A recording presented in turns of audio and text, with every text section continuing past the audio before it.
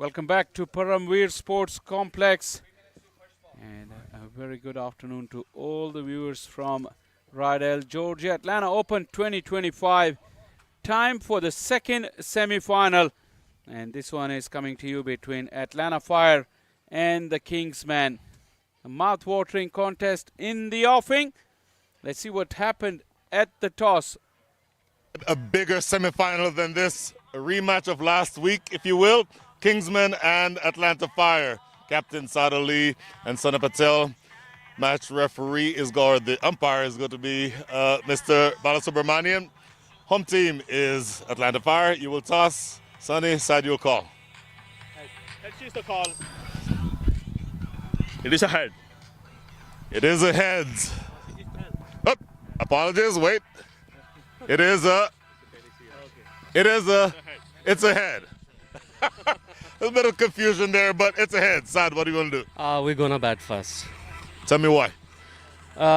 Because it's a third inning for this pitch, so we just try to set the good total.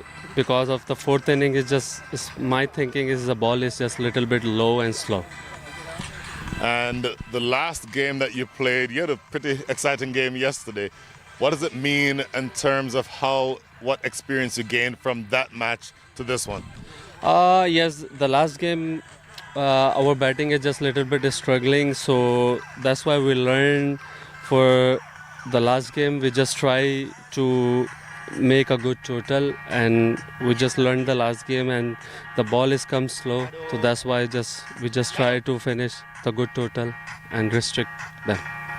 Best of luck. Mr. Sonny Patel, when you finish choosing a ball for your opening strike bowler, you all are going to be bowling first. Comfort level with that? Lost the toss, so we have to go with it. So you could make the argument that if you're going to be chasing in a final, there might be more pressure on you, especially since you're playing at home. Do you agree with that? Kind of, but if you see our track record, we have been a good side at chasing the runs. Even in minor league and everywhere, we are good at chasing. So let's hope we can get through the line today. Any changes from your side from last time? No, we're playing with the same side. Same side, go well. Well, you heard it from Brian Walters. Kingsman won the toss and they decided to bat first. This is the side for Kingsman's star-studded lineup. Ramiz Raja, Sharjeel Khan, Awais Zia, Milind Kumar, Saad Ali, Hassan Khan, all international cricketers. Anwar Ali Khan, Muhammad Ilyas, Ziaul Haq, formidable bowlers. Akhtar Shah has been good. Aryan Satish, the youngster, also makes up the 11. I've been joined in the com box by Lenny Achabar, and on a gorgeous Rydell afternoon, he'll go through Atlanta Fire lineup. Yes, thank you, Shaw Faisal.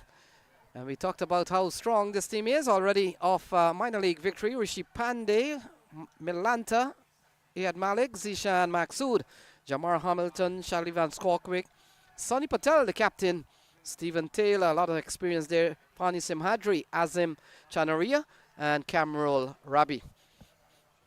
Two formidable teams looking to go head-to-head. Atlanta Fire, obviously, unbeaten team, the only unbeaten team of the tournament. They also had a day off yesterday from the proceedings by virtue of finishing top of their group. That rest didn't quite help Clarion Eagles earlier, who suffered a defeat in the first semi-final. And the winner of this game will be joining Stallions X in the final, who came up with a near-perfect performance in the morning semi-final. Shadley is getting ready. Ramiz Raja has been in very good form in this tournament. His partner Sharjeel Khan, one big knock and not a lot after that. He's at the non-striker end. Umpire Daniel James is keeping an eye on the clock. It's a 2:40 start, and we're right on cue. And Lenny Achabar looking at the lineups. How do you see this one going? Yeah, it's gonna be another interesting semi-final, Shaw Faisal. We talked about how it was such a big last week for the Atlanta Fire, and they've really played good cricket, unbeaten in the series so far. The Kingsmen, they've put up some very good numbers, especially the man on strike, Ramiz Raja. And so he will face off here. Here is Shadley Van Skalkwyk will start for the Atlanta Fire. Here's the first ball. On target into the offside and can score. That's a good start. Bowling from the combox end. Shadley Van Skalkwyk. That strong breeze that you can see in the background, the signs fluttering. Those breeze will help his outswinger. Likes to take the ball away from the right-handers with the new ball. He's got a slip in place. Yes, straight down the ground from Ramiz Raja. And things have begun here. They're 4 for no loss.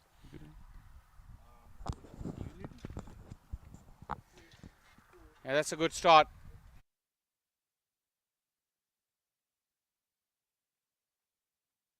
He's aerial between the bowler and mid-off, presenting a nice straight bat. Ramiz Raja off to a very good start. Yeah, he's really been in form, Ramiz.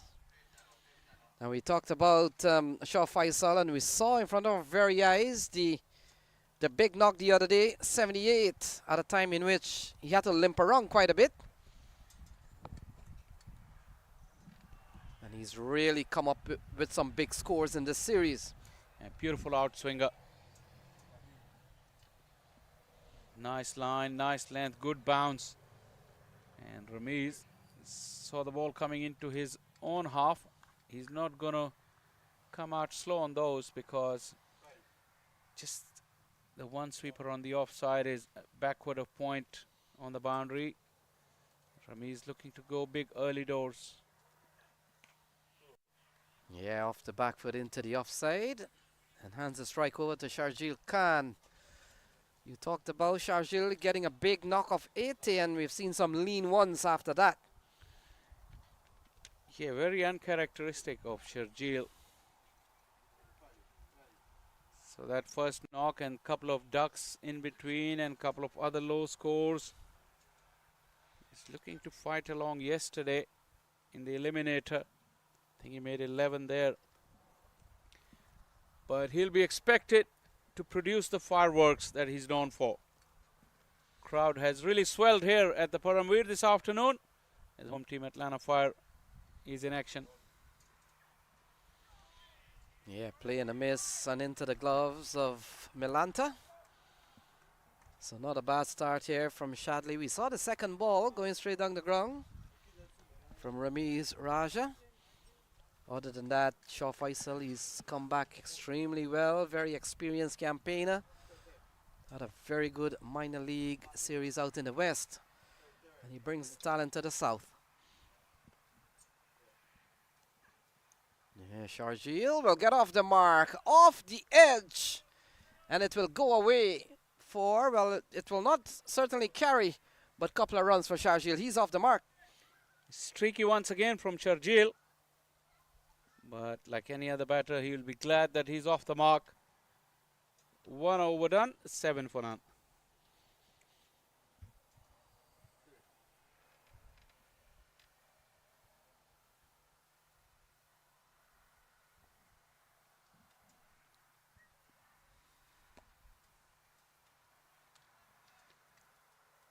When you think of Atlanta Fire, is some players that you can really quickly link to that franchise, no matter if they're playing minor league or other open tournaments. And one of them is Stephen Taylor. And he will be taking up the attack from the far end. Yeah, you look at Stephen Taylor, right hand off spinner, and he's using the arm that we saw the left hand got hit during this Super 8s of the minor league series, Shah Faisal. And you can see it's a little bit in one of those soft casts, those traps that are so popular now. If you're playing cricket, Shah Faisal, you gotta have one or two in your kits, whether it's for the knee, the ankle, or the arm. Yeah, and it's visible there. Stephen Taylor got that protection. Sometimes players use it as a precaution as well, just to allow the injury to heal and not further aggravate it. It's a little hold up in play. Generally, teams have really been good with the flow of the game.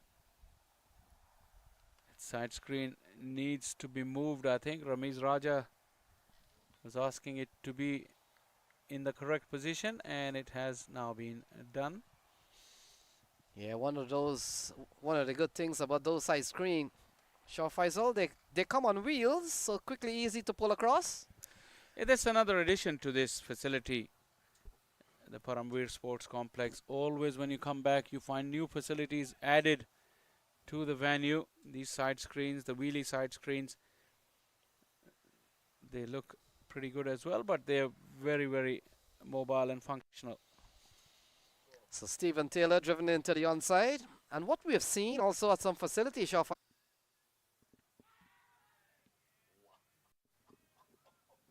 Just a little bit of bat, yeah.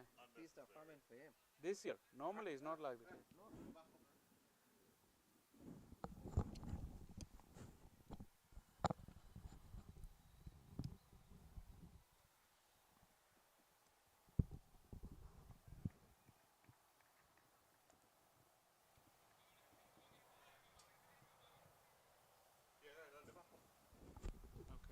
You don't have the screen yet. So 11 for no loss. We apologize for a little short break. Ramiz Raja still on strike. And Taylor overs has gone pretty well. It comes to an end. 2 gone. It's 11 without loss.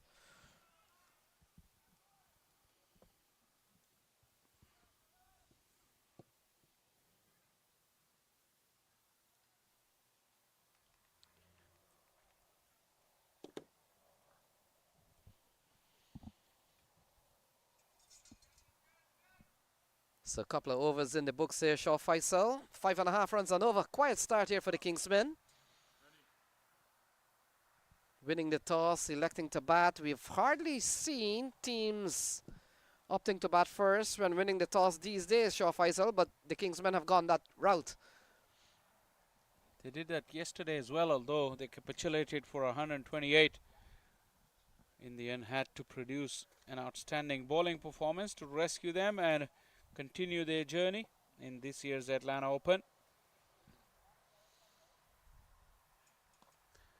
Sharjeel Khan picks up one from Shadley and hits it into the media tent, and that is gone for 6. Well, that inward angle from Shadley was asking for trouble. To aid that, he went around the wicket as well to create that angle. Easy pickings really for Sharjeel. And now he's skipping and hopping. Sharjeel, I think you feel that with this blow he's got his mojo back, and that would not be a good news for Atlanta Fire. Shadley sticking with that round the wicket angle. This is going to be a good contest. Yeah, running quickly. Good running there, as you see. It looks like Sonny Patel, the captain, comes in. Yeah, better length there from Shadley. And also the line.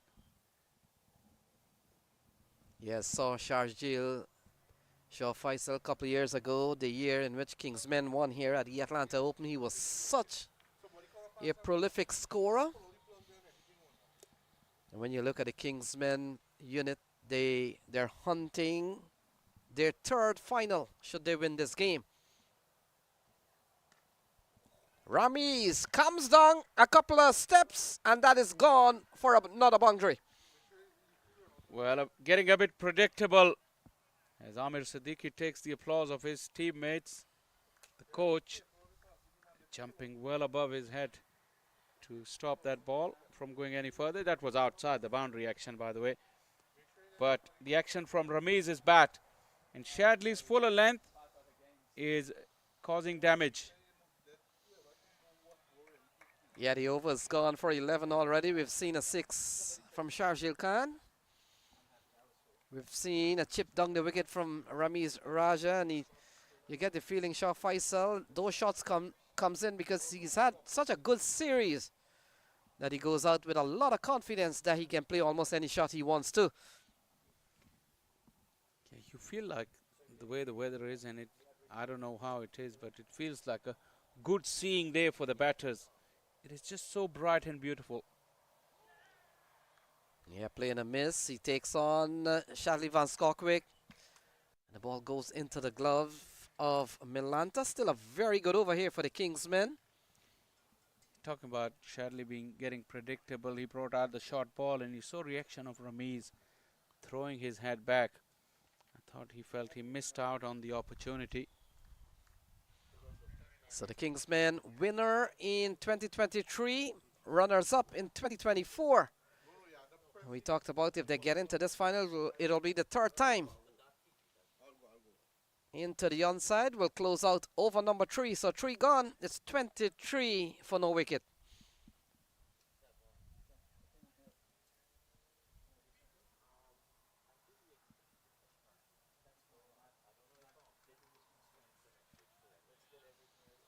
And Shaw Faisal, I know when you and Brian Walters, we were talking about, you guys were talking about white clothes cricket and red ball. One of the other things I've seen, and I can't remember which cricket ground I had gone to, but I've seen, and we talked about the wheels on those side screen. They also come with white and black, just in case this pitch here is to host a red ball game, in which, of course, you can't use the black. And I can't remember where I saw that, but those are little simple innovations that really help your complex running, as many complex not only play white ball, they play red ball too. Yeah, these are easy maintenance side screens as well. It's just like the pull down, that black sheet that you're seeing. It's a pull down, just like blinds at your house, so you can easily swap it for black or white. So Taylor continues, and this one, a big shot attempted here by Ramiz. Gets a good slice, gone away for 4. Well, Ramiz, like he said, he's come into this innings with so much confidence. He's going at everything in his arc, and some are coming off the middle of the bat, the others aren't. But as a batsman, when you're in hot form, things tend to go your way. So was the case. Ramiz getting a lucky boundary. Yeah, look at that. A more confident looking shot. Classic from Ramiz Raja, and consecutive 4s. Yeah, this is great bit of footwork. Ramiz looks like he's one step ahead of Taylor. And skipping down the wicket, looking to move away towards the leg stump as well to open up that offside. Obviously the off spinner, not much protection in the deep inside the power play.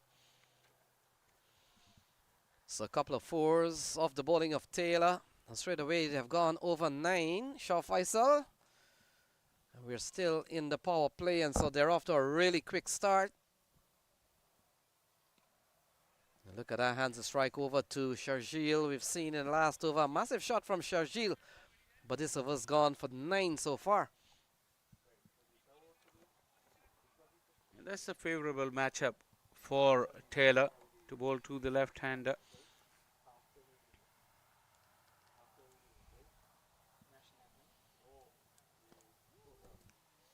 Sharjeel now, it's his turn to join in on the fun. Taylor going for boundaries against both left-handers and right-hander. Yeah, another big shot from Sharjeel Khan. He's such a quality player, quick scoring. And now look at that, the left-hander into the leg side, and a big flick forward of square, gone for 4. And we've seen a very expensive over so far from Stephen Taylor, gone for 14 and still with a ball remaining. He's been too close to the batter, Stephen Taylor. In Ramiz's case, he was wide, and in Sharjeel's case, too close to the pads.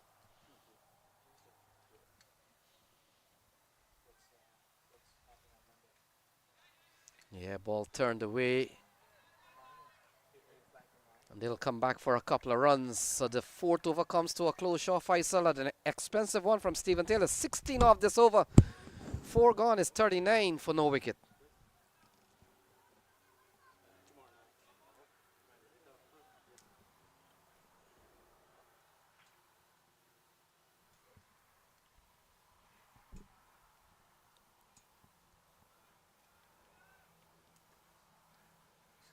difficult match to commentate after lunch. I need to walk. So 4 overs completed. 39 for no loss, Shaw Faisal. And they're going at almost, well, they're going at 9.7. Very close to 10, and we're still 2 overs away from that power play session. Both batters have had some really good knock on the cricket ball. Ramiz, as you can see, he's up on 23, and Sharjeel is up on 16. Bowling change. Kamrul Rabi, a player who has played briefly at the international level, comes out of Bangladesh. And Shaw Faisal, I've seen quite a bit of him. He lives in New York, and so he plays in the leagues that we do a lot of work with. Yeah, it's his first time representing Atlanta Fire. And pace from this combox end so far from skipper Sunny Patel. That's the options he's taken. Kamrul Rabi. Yeah, he starts well, and then I just made a point that I've seen him in New York. Quite a few top Bangladeshi players that resides around where I'm from, Shaw Faisal. The likes of Farhad Riza, Ilyas Sani. There's another one that bowls medium pace. Left arm, fast bowler. They don't come to your head Yeah, when you I want can it. think of him, but the name is just not. Oh, lovely shot. That's a good strike into the 10th. And that is gone for another maximum of the batter, Sharjeel Khan. Well, these are not good signs for Atlanta Fire. Sharjeel getting into his stride. This one went flat and only landed just a few yards outside of the fence. But Sharjeel, the longer he stays, the more and more dangerous he could be for the Fire. Yeah, see, he's really looking solid. And look, they've gone up to a quick score, going 10 and over. But just coming back to Kamrul Rabi, he was also part of the Global Super League series in Guyana that the Rangpur Riders, I think, have gone to a couple of years. So he's been part of that contingent. Yeah, Rangpur Riders were the champions as well of that event. But Atlanta Fire would need to break this partnership now because it can become very dangerous. Yeah, guided away past a backward point. Runs here for Ramiz Raja. And he picks up a couple more. Fani Samathri gives the chase. Wow, what a start. On the cusp of getting up to 50.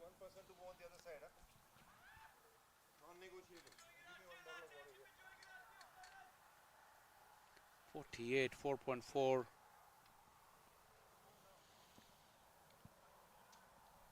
It's coming from both ends, both from Ramiz and Sharjeel. Yeah, better ball here from Kamrul. But you get the feeling, Shaw Faisal, you're bowling at this stage. The team is going for a 10 and over. You've given up an over that has conceded 9. Your only hope here is to pick up 1.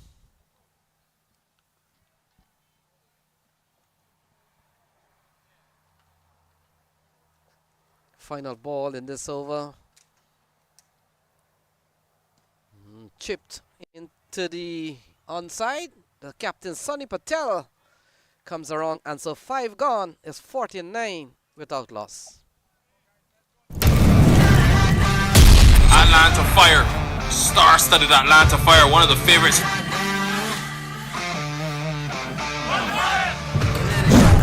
Man, indeed, but that one is smacked.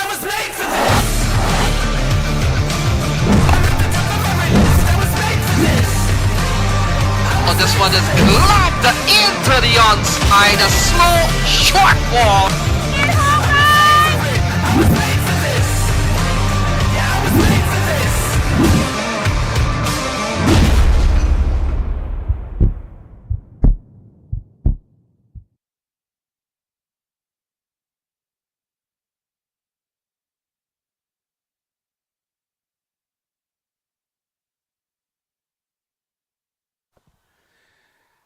Skipper Sunny Patel decides that it's about time for me to enter the fray.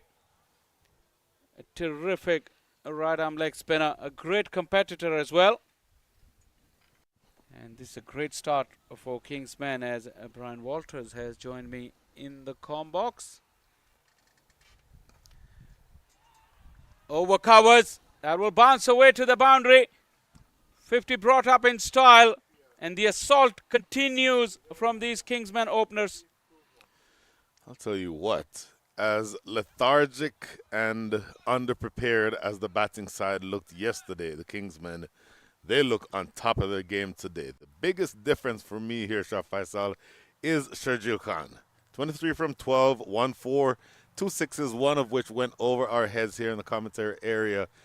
If this pair can stay there for another 5 or so overs, then God help the poor Atlanta Fire, because this pair has set themselves up for a big total here. Projection as of now is 205. Oh, that Sunny Patel, though he's quite capable of making inroads, and he'd have to be at his very best. Sunny Patel had a fabulous minor league championship, obviously part of the eventual winners, the Atlanta Fire. And this is the repeat of that final, although hero from that final, Aaron Jones, is not present here for the Atlanta Fire. Good comeback after the boundary from Sunny Patel. Now Sharjeel. Still power play, still field in. And Sharjeel doesn't ask for anything better than that. And he has the license after that start that he's got already.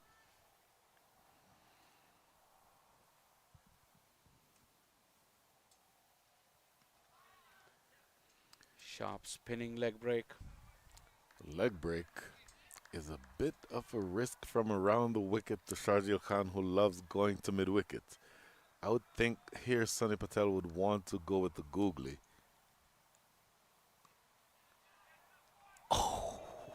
Close, but not close enough. That desperate leap, not quite enough to get to the ball. Well, it's again a little bit too full in the hitting arc of Sharjeel. Shadley Van Skokvik is an extremely athletic fielder, but not even he could have gotten to that one up to his left, and maybe over his arm by maybe, look at that, just less than a foot probably. Do you see that leap though? He just sprung into action and leapt no less than 3 feet out, mate. Because he really, and also he timed the jump to perfection. So by the time the ball passed his hands, it was just a few inches away. Power play done and dusted in the meantime. 10 off the over. It's a 59 for none.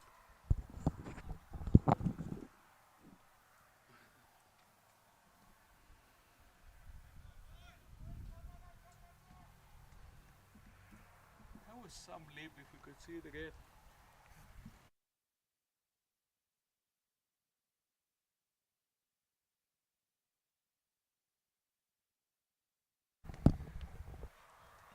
Talk about this, Brian Walters. Well, the 1993 version of me would have been proud of that. Up to his left. That was very athletic. Look at this. Again, Shadley Van Skokvik, very fit. If you know anything about him, look at that. Just well off the ground. If you know anything about him, he takes his fitness very seriously. Just takes care of his body. If you see him, he's chiseled out of rock almost. And I'll tell you that if he can't get to it, nobody else can. It's gone up. One bounce to Zishan Maqsood, is it? Nope. This is Jamar Hamilton on the boundary. Well, they look exactly alike, Shah Faisal. I can see why you would make that mistake. Yes. Whoa. In the meantime, it's going to be Azim Trania bowling from the southern end of the ground, in fact, the first over out of the power play. Lahira Milanta behind the stumps, so Jamar Hamilton roams the outfield. Jamar Hamilton, to me, one of the more exciting players around. He is a live wire anywhere on the field. Yeah, no disrespect to Lahiro Milanta. As you see this delivery, Lahiro Milanta could well be on par with the wicket-keeping skills of Jamar Hamilton. But the other antics of Jamar Hamilton behind the stumps, surely Milanta can't match them. I was at the minor league final last Sunday. I was trying in vain to make a point, but the calypso music was going in the background, and Jamar Hamilton is having a full-on dance session behind the stumps, and I had such a hard time keeping a straight face through all of that. It's a very underrated cricketer, this Azim Charania. He played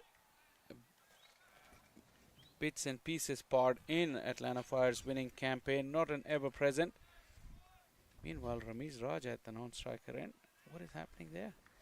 Today is not warm. Did he pinch something again? He had that injury scare earlier. Talking about Azim Charania, he's a very useful cricketer. Well, Sharjeel, when he's in this kind of mood, he's not going to spare anyone. One bounce over the fence. Well, how is he looking today, Sharjeel Khan? And as inept as he looked the last couple of days, he looks absolutely on fire today.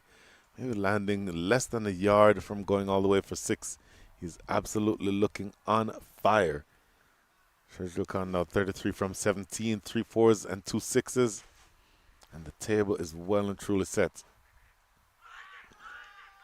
It's a big shout. Oh, Azim cannot believe it. Sharjeel for once missing one.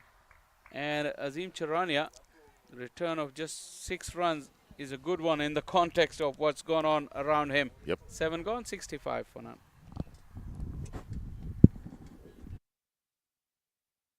The annual Atlanta Open T20 tournament returns October 7th to 12th in Atlanta, Georgia. Presented by Atlanta Fire Cricket and Tariq Real Estate, 12 teams packed with the best domestic and international T20 talent will be on show. Catch live action on the MLC Network, Willow Cricket, and T Sports.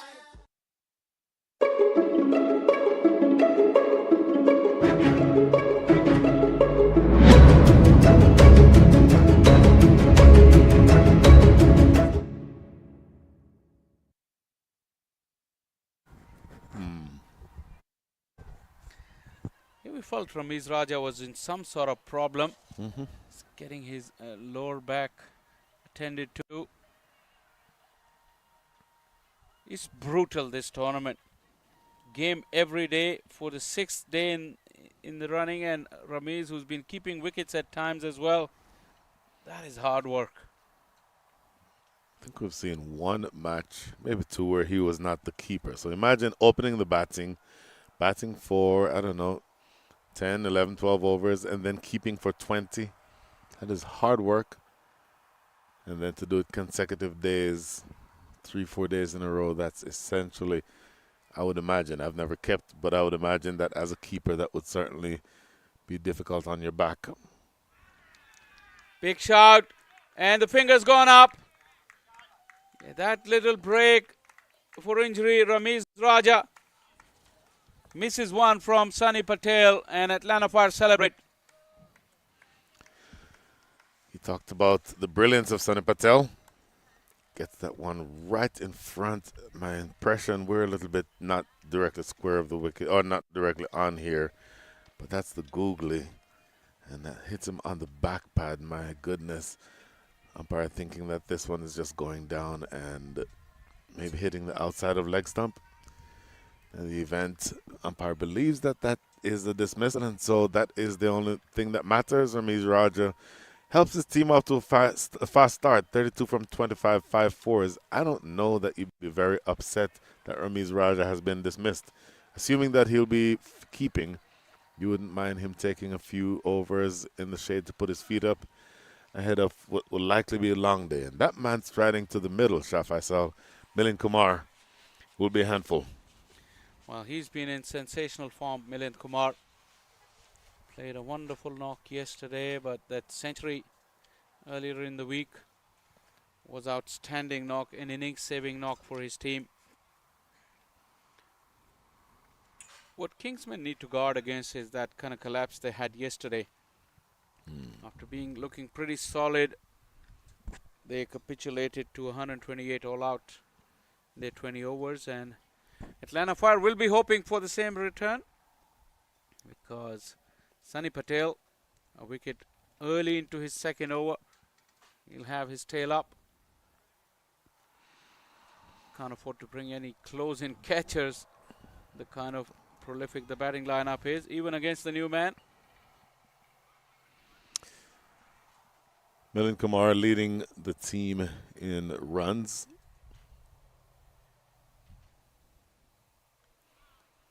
Get a single here. I think you've seen 151 as a strike rate. That is setting a standard. And if you think somebody with 150 strike rate, you expect for them to be built like Sharjeel Khan. Milind Kumar, relatively thin, but he packs an absolute punch. And he can play conventionally, tap the ball around if he needs to, but his power game is relentless. And so expect for him to be the one to sort of steady the ship. A little bit of a wobble with the loss of Ramiz Raja, but by no means are the Atlanta Fire out of trouble yet. Beautifully bowled, making Sharjeel stress and out of his comfort zone, reaching out for the delivery. Sharjeel's role is crucial here to allow that time to Milind Kumar. Misses out again. That one kept a little low. Wishful view towards the umpire, looking for a wide.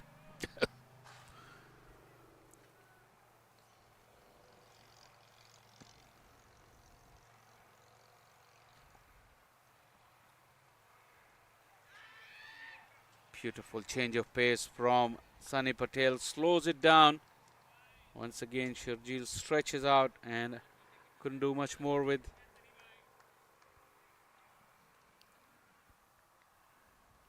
Look at this over. A wicket and 1 run. Wow. And it will stay that way.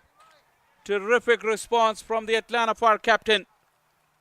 7 done, 8 done in fact, 66 for 1.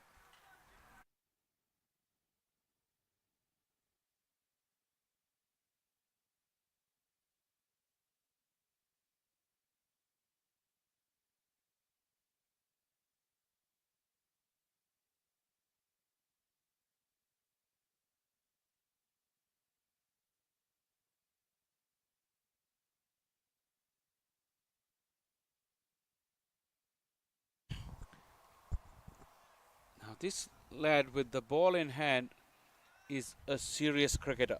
Zishan Maqsood, former captain of Oman national team. Yep. He is 2-in-1 cricketer. He can hold his place in any 11 as a bowler and as a top batter. Generally bats at number 4.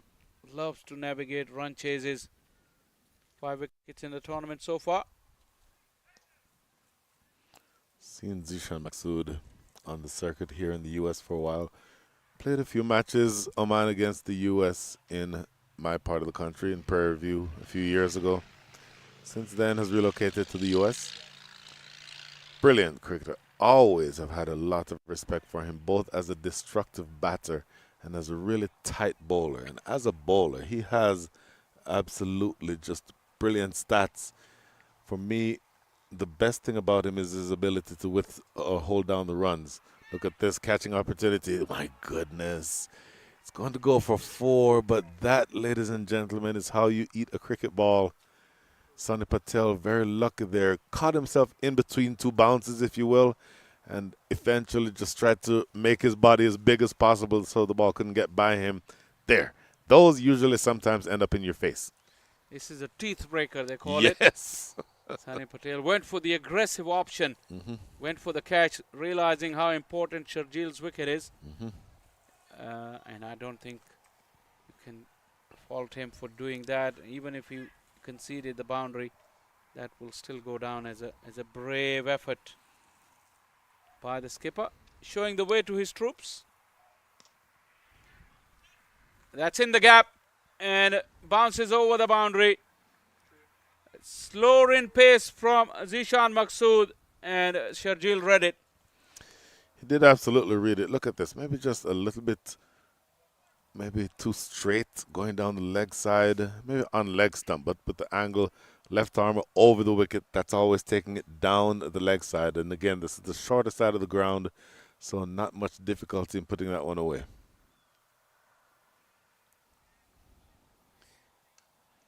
Runs continue to come despite the loss of Ramiz Raja.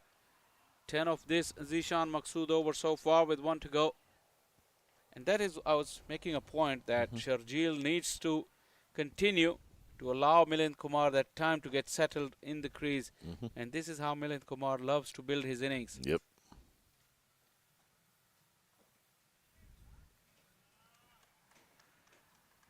Single will close out over number 9. 11 of it. 76-77 for 1.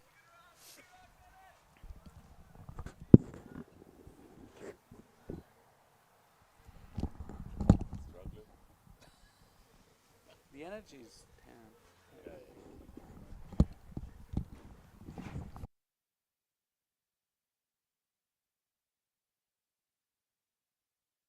It will be the big final tomorrow. Starting at noon. Stallion X have already made their way into the final. The second semi-final between Atlanta Fire and Kingsmen. Really evenly poised. You would think that Kingsmen, after winning the toss and batting, have got their noses in front. But there's still plenty of cricket left, and we've seen many innings capitulate between over number 9 and 14 in that middle phase. And that is what Kingsmen will have to guard against, losing wickets. So the counter argument to the Kingsmen, or the Kingsmen having their nose in front.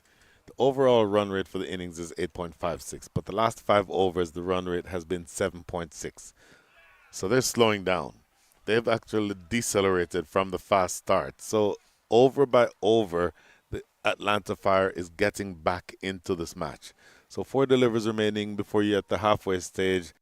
And you do know that the Kingsmen bat very deep, but a good effort with the ball so far from Atlanta Fire. Especially Sunny Patel, you look his figures into his 3rd over. He's really put the brakes on. That's what I said, when there's still plenty of time left.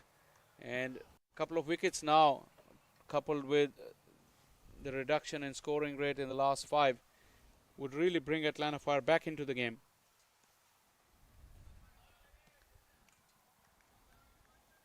With more protection in the deep. Spinners come into play with slightly older ball. Run scoring can be difficult, and the batters, if they're not careful, Atlanta Fire, what ideally they would want is to get 2 new batters in the middle right now. So that's why Sharjeel's wicket is key. And if Sunny Patel could knock him over, that'll be good news for Atlanta Fire. With the fall of the next wicket, I would not be surprised for the new batter to be the captain, Sad Ali. But if you wanted to move the chess pieces around on the board a little bit and think, okay, let's try to make sure that we always have a lefty and a righty at the crease. The next man in could be somebody like a Hassan Khan. It's gone up, but not far enough. In fact, landing inside the 30-yard circle.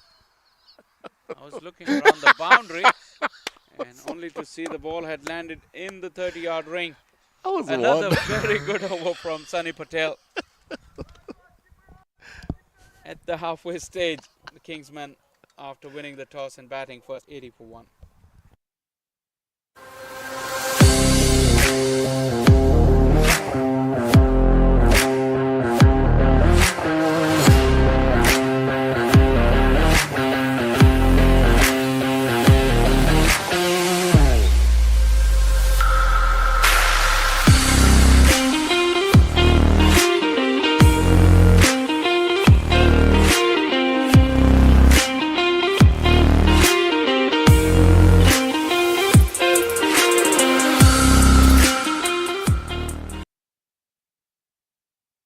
So the action continues. 80 at the end of 10. And more runs here, this time off the bat of Milind Kumar. He picks up 2 more, Brian Walters.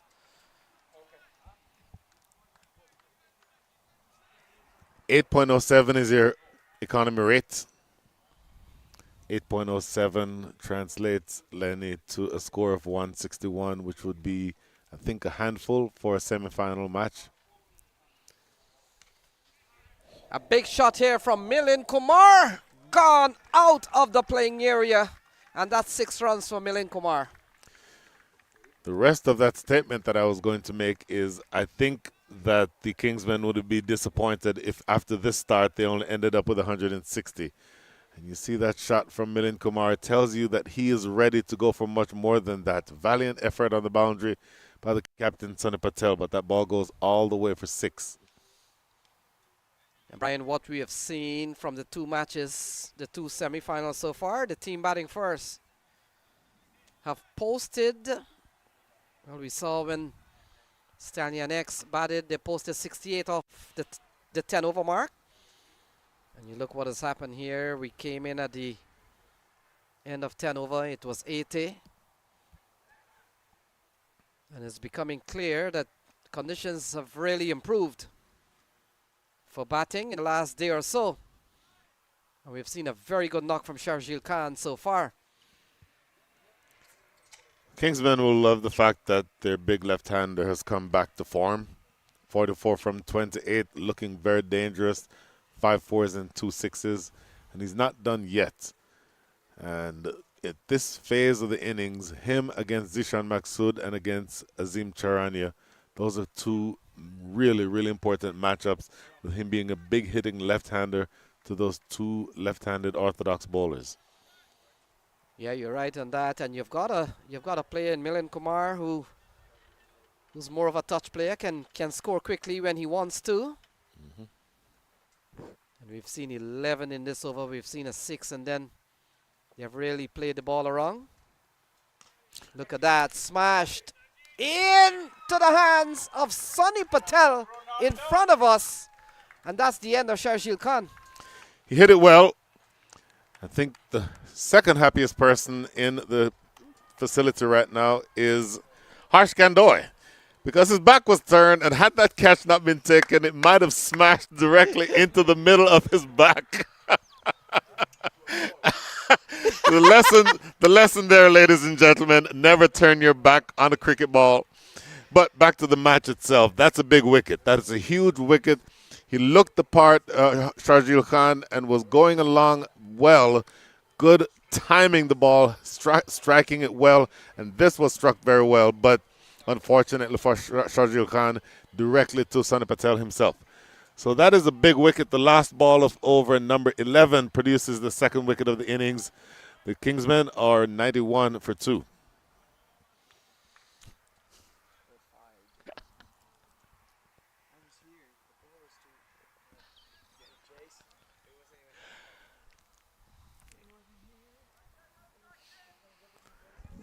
Let's see this replay. Let's see if we can get this replay. Oh, the replay from maybe the oh, here we go. Look, this is dead in line. That is absolutely in line. That would have you would certainly need the magic spray for that. But in any event, back to the match itself. A big wicket there. 91 for 2 is the score. End of 11. The over rate, or the run rate rather, 8.27. New man is in, Saad Ali. So it's going to be a lefty and a righty continuing. The left-handed Saad Ali, it's important to the Kingsmen that he stays there because of those 2 left-handed bowlers, as I mentioned earlier. So Stephen Taylor continues. New man in, Saad Ali. The captain, Milind Kumar. As the non-strikers in, and we come down to 9 overs remaining for the Kingsmen, Brian. Winning the toss, electing to bat. Not a bad start, but we've seen a couple of wickets fall. Well, the batting today looks more like the Kingsmen team that we know. They struggled yesterday the entirety of the match, really couldn't get anything going with the bat, and only got up to 128 if memory serves correctly. Solid bowling effort. took them to victory in that game, but today this means to me that they've come back into form. Sadali, the captain, said that they've been struggling a little bit with the bat at the toss, and I think he'll be happy with the efforts with his batting unit so far. So ball cut away. What an effort we've seen from this fielder. Looks like Zishan Maksood. That's the one. Always want to have that effort in the field. Zishan Maksood, as the former captain of the Omani national side and a really experienced cricketer, knows that his bowlers will gain energy from him supporting them in the field.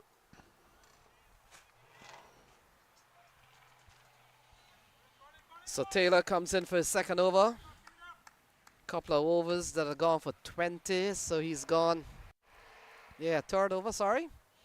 Couple of overs gone for 20 when he started first, so he's gone 10 and over.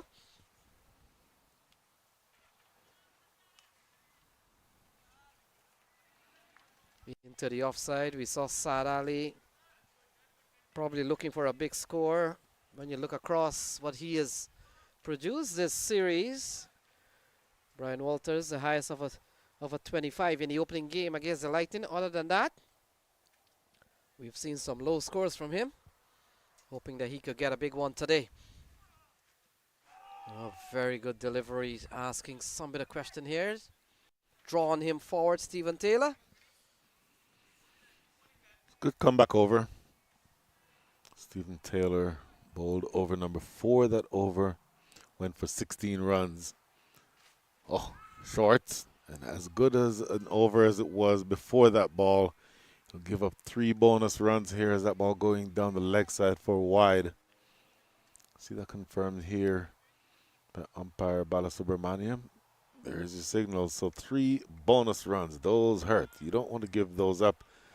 So it would have been an over, only conceding 4 runs, but 7 runs already with 1 still to come.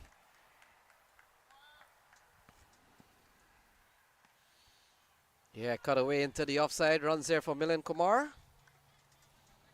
And he picks up a couple more, so that will take the score up to, is it 98? In fact, 100 comes up. It's 100 for 2, Brian, off 12.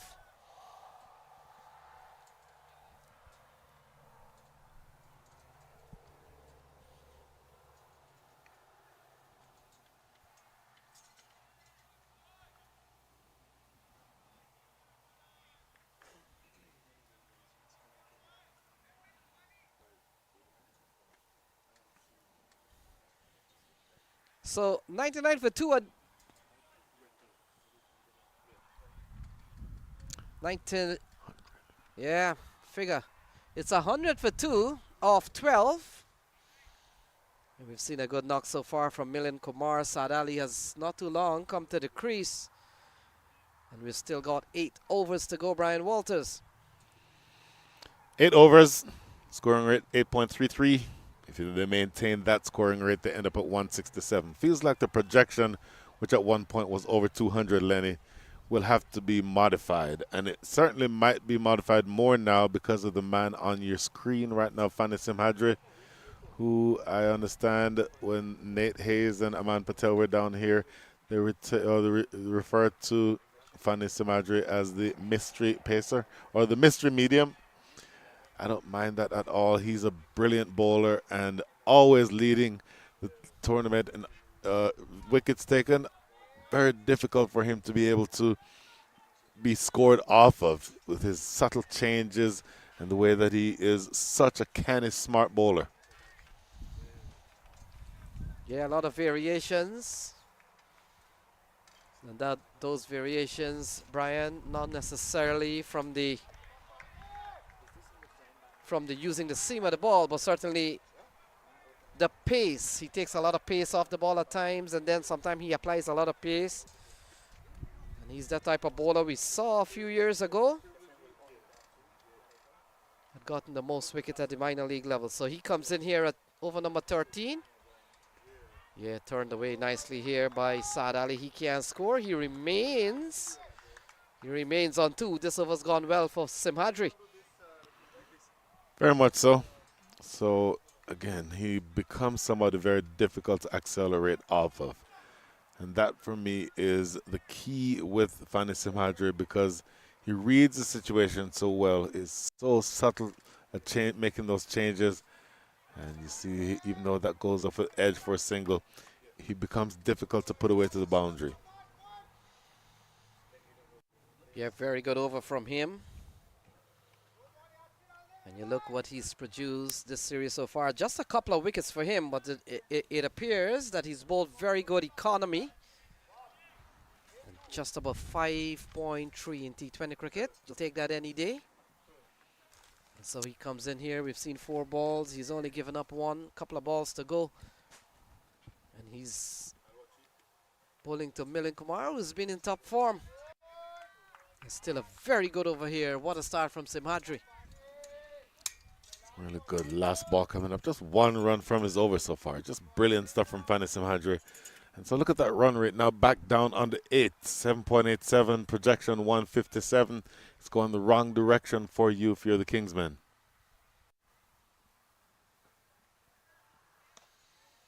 Yeah, we'll complete a very tidy over from Simhadri. Only 2 off that over.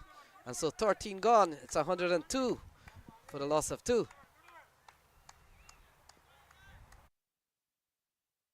One heart. TLFIRE. One heart. One fight. 846. Show the mercy. One heart. One fight. We apply the pressure. One heart. One fight. We apply the pressure. One heart. One fight.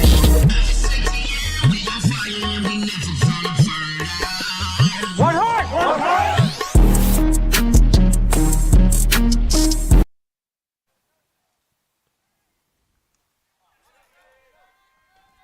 So big shot here from Milind Kumar into the hands of Stephen Taylor right on the pitch.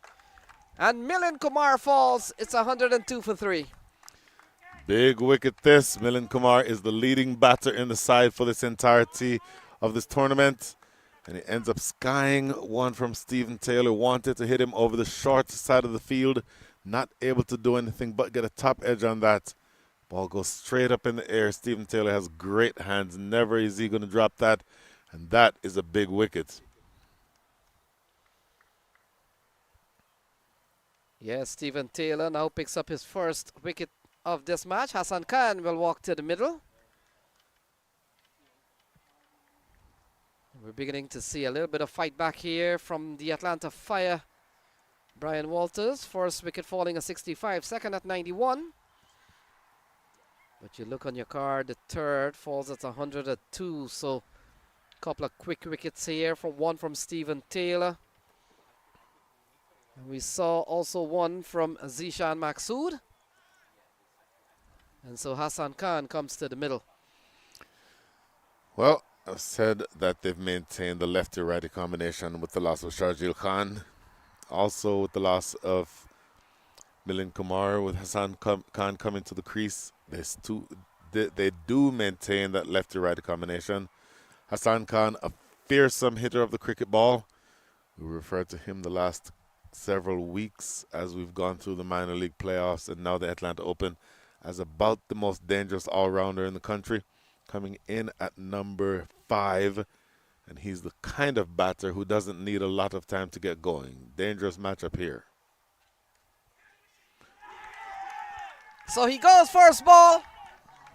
A diving low catch. It looks like Rishi Pandey. And so Hassan Khan doesn't last long. Taylor on a hat-trick. That is about the softest dismissal that I've ever seen from Hassan Khan.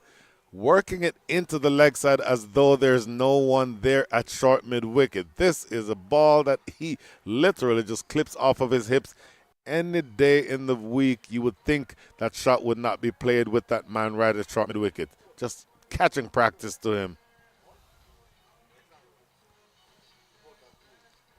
Boy. So Stephen Taylor is on a hat-trick, Brian. How many times we've seen these attempted hat-tricks? Amazing stuff. And we have already 2 hat-tricks in the series.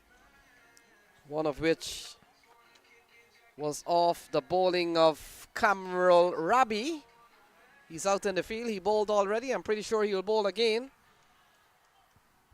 And so new man comes to the middle. Stephen Taylor on a hat trick.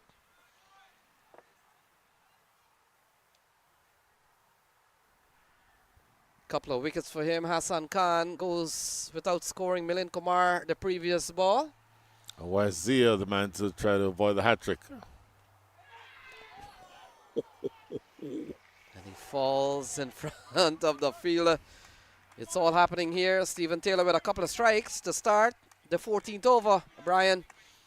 And all of a sudden, at one stage it was 91 for 2. Now it's 102 for 4.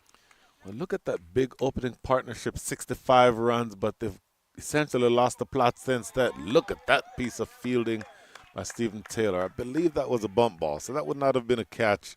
But what an excellent piece of fielding to keep that pressure going.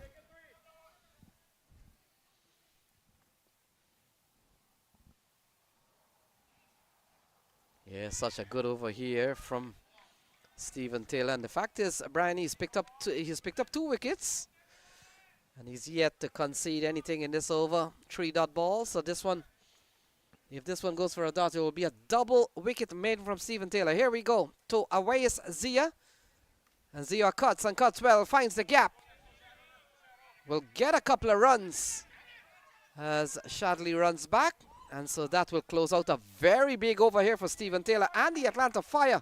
14 gone, it's 104 for 4.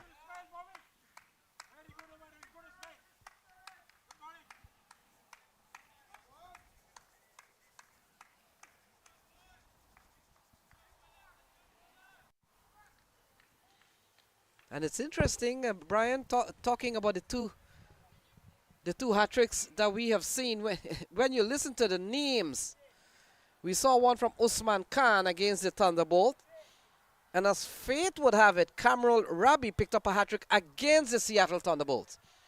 And here is what is even more interesting. Ayan Desai, Mayura Lashmikant were victims of 2 hat-tricks in this series. They say lightning doesn't strike twice. It did.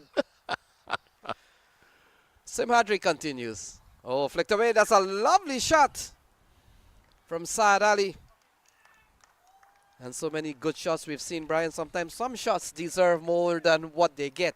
I'll tell you what, though. That's a lovely shot, but he almost clipped it straight into the hands of short fine leg. So he's lucky, Saad Ali, to still be there. And we talked about the fact that that big partnership, opening partnership, was worth 65, but since then, the partnerships have been 26, 11, and 0. So the batting has fallen apart after that false start. Or that slow start, I mean. That fast start is what I'm trying to say. I don't know why Shah Faisal is laughing. He was almost asleep a few minutes ago. Yeah, we've seen a wicket from Sonny Patel, and we've seen one from Zishan Maksud, and not too long ago, we saw double from Stephen Taylor.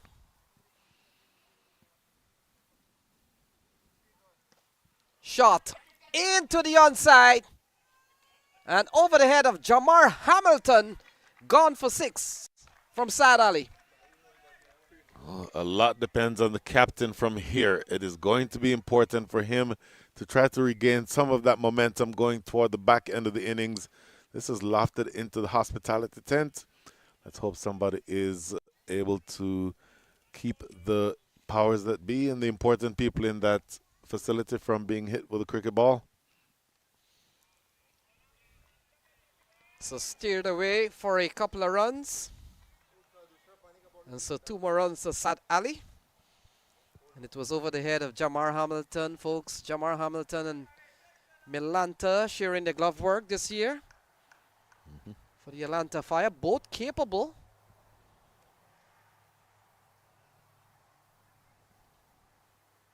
Saad Ali. Oh, that's a glorious drive into the offside. Fielder will run around. Shadley has a long way to run. He puts in the dive, but the ball wins. That's 4 more runs. Shadley Van Skokvik being made to do a lot of work here. This is a solid shot. Great strike by the captain through the offside, through extra cover. Shiloh Van Skalkvik had about maybe 20 or so yards to his right to make up, not quite able to get there. Yeah, glorious cover drive from Saad Ali. We talked about. He hasn't given big numbers this year, but you never know when these turnaround happens.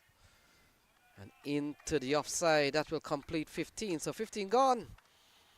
And Simhadri brings this one to a close. 123 for 4.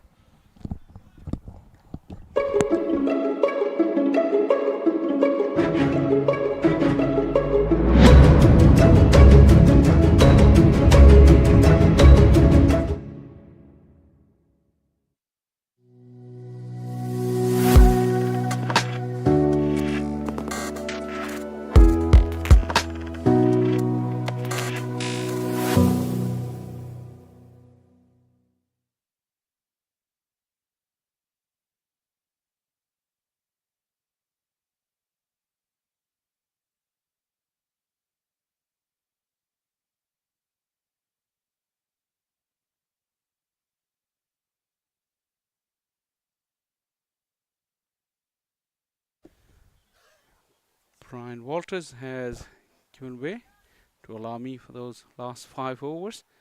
And quite an exciting prospect to be on mic for those last 5 overs. 123 for 4. 1, 2, 3, 4. After 15 overs. Lenia Chabar is still settled alongside me. Big shout. Sunny Patel celebrates. And the umpire says no. And Sunny Patel is asking Saad Ali, you should be walking.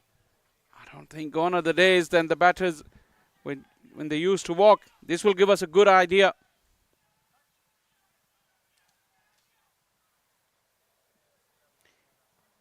It certainly didn't hit the arm. It flicked the back thigh.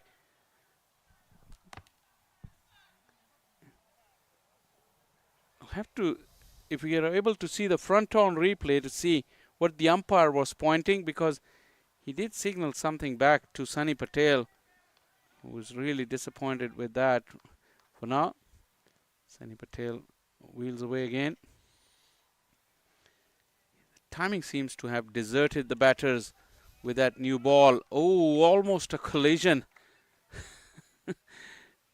2 runs, slight bit of misunderstanding between the two fielders. Look at this replay now. The side-on angle suggested it clipped the back thigh. Look at the umpire. Well, even from that angle we couldn't see. Sunny Patel goes through. Saad Ali again. 21 of 13. Skipper Saad Ali is looking to hold the innings together, Lenny.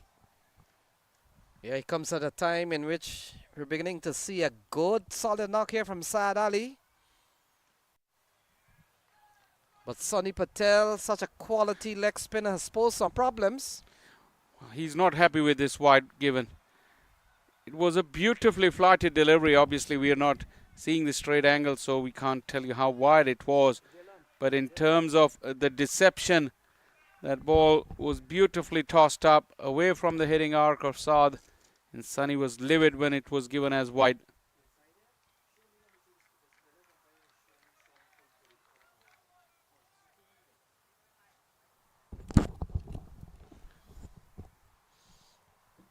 Wide of the crease. No timing once again from Saad Ali. Yeah, we've seen a big appeal in this over, Shaw Faisal, from Sunny Patel, and get the feeling that I did see the square leg umpire trying to make a signal. And when you do umpiring, Shaw Faisal, your colleague, you've got to watch in his direction. Sometime he may see something that you did not see. And if we can get that square on, let's see what the square leg was trying to indicate, what had happened.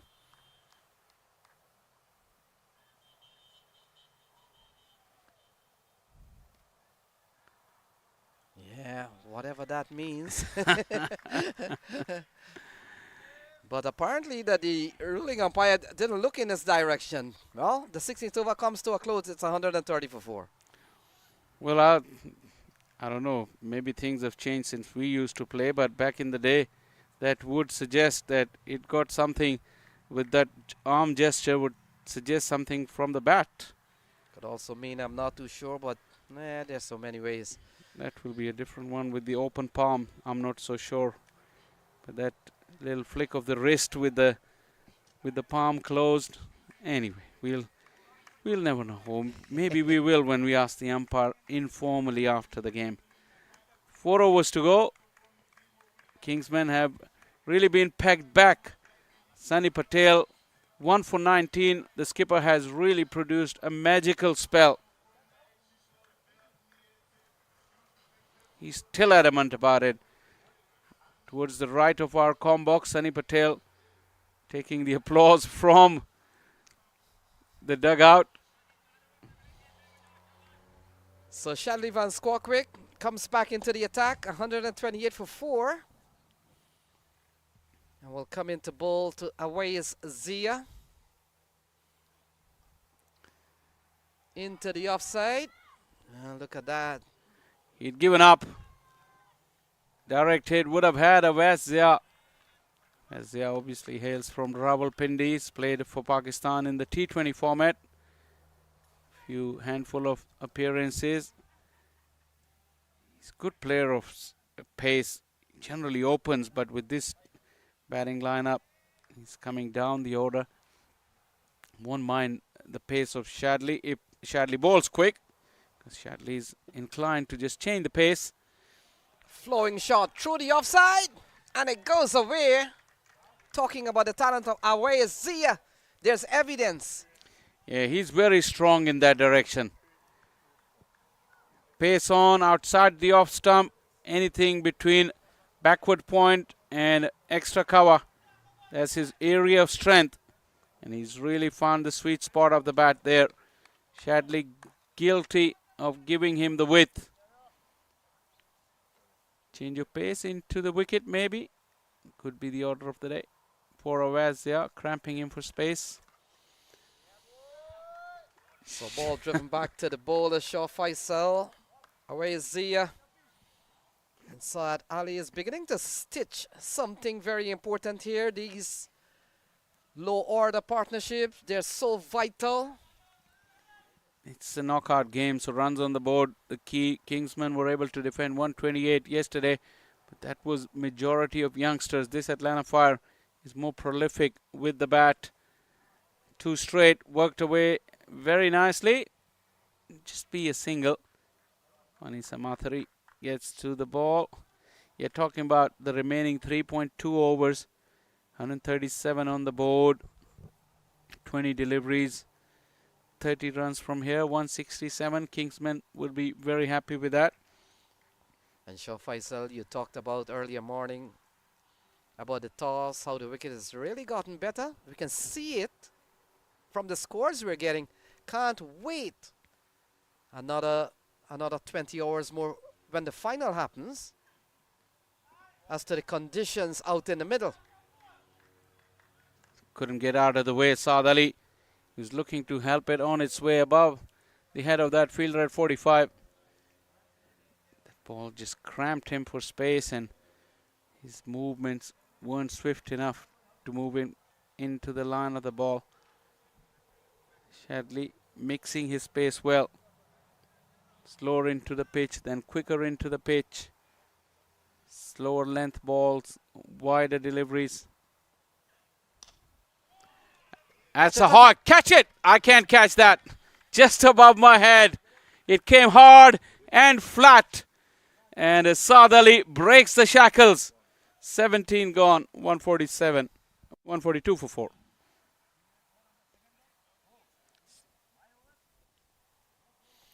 Yeah, another big shot. Look at this one, picked it up well, Saad Ali. And straight into the media tent on top of the roof. And 17 gone, it's 142 for 4.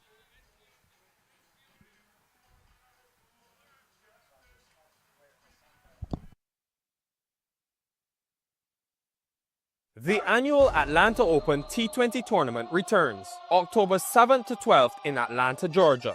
Presented by Atlanta Fire Cricket and Tarek Real Estate, 12 teams packed with the best domestic and international T20 talent will be on show. Catch live action on the MLC Network, Willow Cricket and T Sports.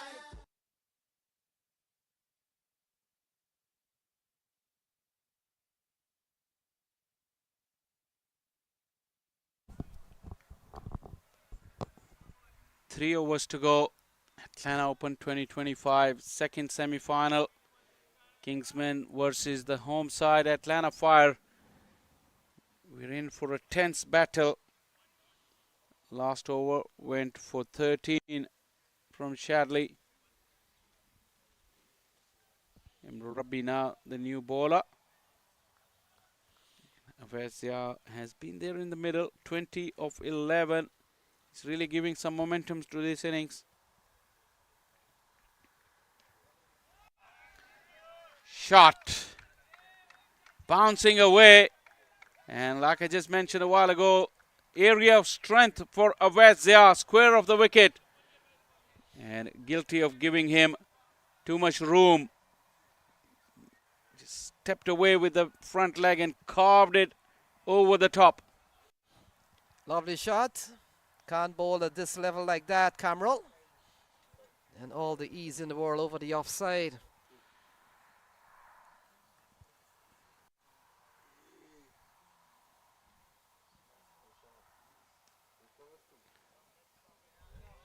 Couldn't pierce the gap. Azim Charania got in the way. But it's very difficult to contain Avezia if you bowl him that line because he's quite strong there. Probably Imrul Rabbi hasn't seen him play a lot. Yeah, we talked about 2 hat-trick in the series.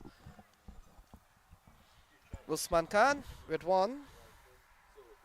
And also Cameron Rabi.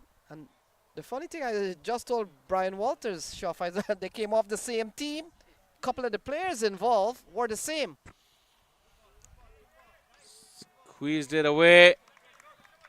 Diving save just in front of us. Zishan Maqsood stops the ball. Umpire might want to have a look, but I think plenty of eyewitnesses from our tent that Zishan did a good job. Yeah, that's a very good save, running to his right. And we come down to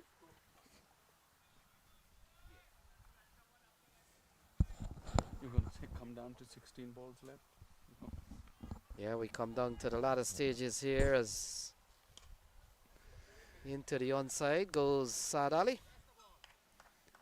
Couldn't get under it, Saad Ali, but getting closer to that 150 mark. Kamrul Rabbi into his second over. There's plenty of bowling options still available for skipper Sunny Patel. For the last 2 overs, where does he want to go? Shadley's got 1 over left. Zishan Maqsood has got 2. Fani Samadri has just bowled 2. Normally he's a banker towards the back end of the innings. Azim has got plenty. Once again, carves it away. But this time straight to the fielder. That is the area of strength, and Avezia has profited quite a lot. Yeah, this server's gone for 9 from Rabi. Saad Ali and Awai Azia has put on 44. Shaw Faisal, this is second best partnership we've seen. We saw a big one from Sharjil Khan and Ramiz, of course, at the top.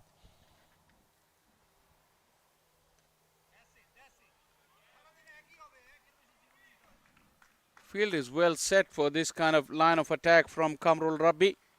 He's executed his plans quite nicely after getting hit for that boundary. 18 gone, and it's a 147 for 4.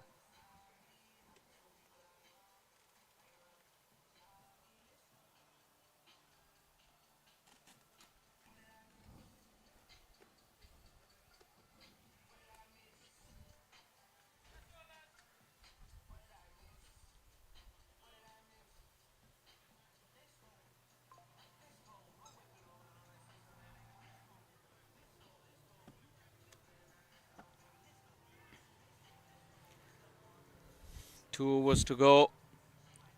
Where does this inning go from here with 12 deliveries to go? Atlanta Fire has limited the damage quite significantly after that blistering start from Sharjeel and Ramiz Raja. Yeah, they've gone to Shadley with one.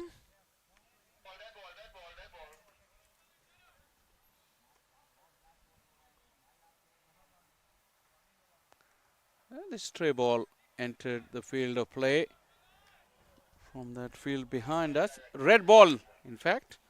Yeah, that might have been a massive 6 from the other ground. That's the only way that can come till here.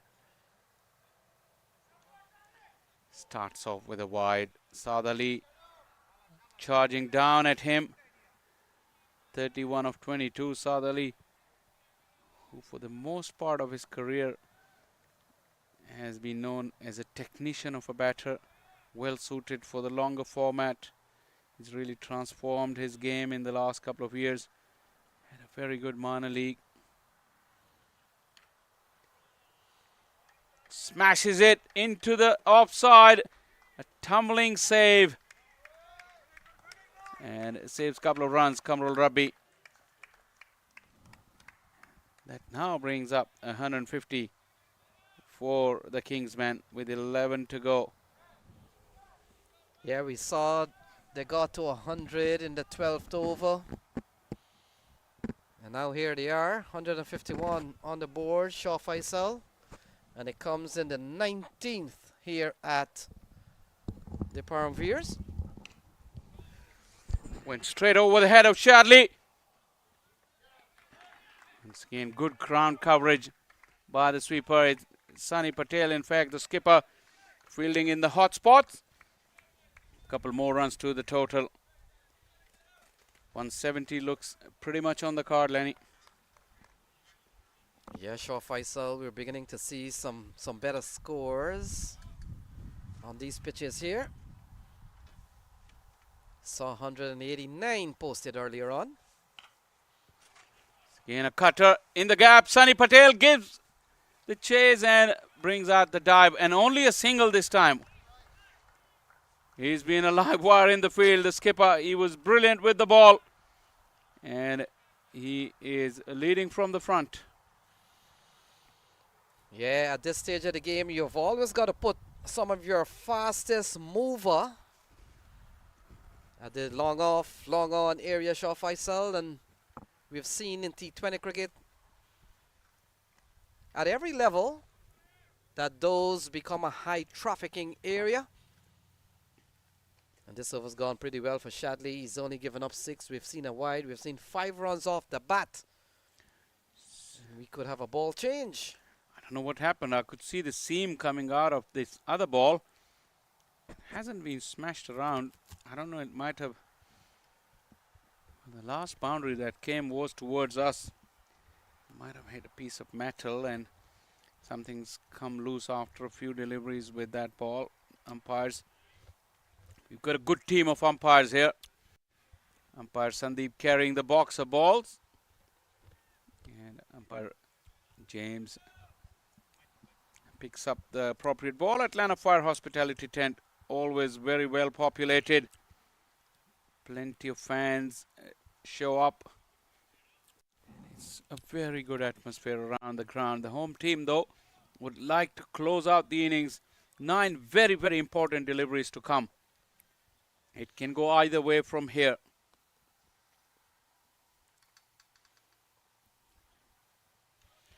Play and a miss, and in the background you just saw Shanta carrying a box of cookies for everyone.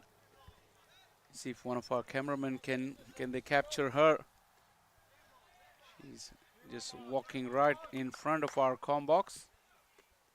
Great hospitality from the Atlanta Fire management, obviously the home team and the organizers of this tournament. This is brilliant from Shadley. Angling in now to Avasya at a fuller length, not allowing him to free his arms. Yeah, we've seen 7 of this over from Shadley. So this one, yeah, there we go. That's Clive Lloyd. So Clive Lloyd in the middle. And that's the girl who's giving out candies to everyone, including us. Thank you very much. Now she's out with some drinks. I don't think we need any.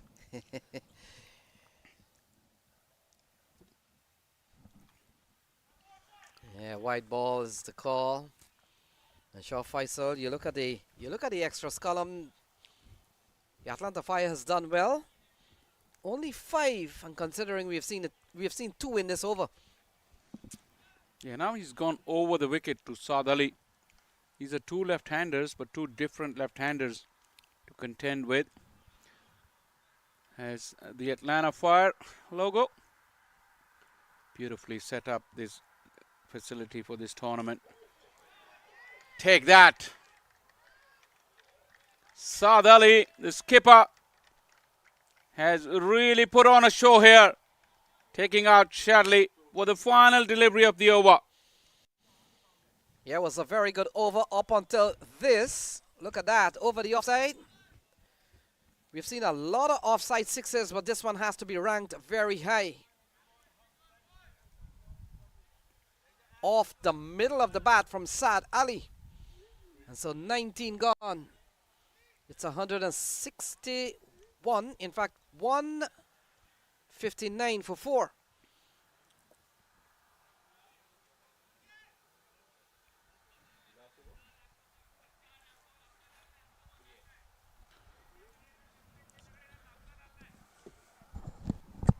Score 161.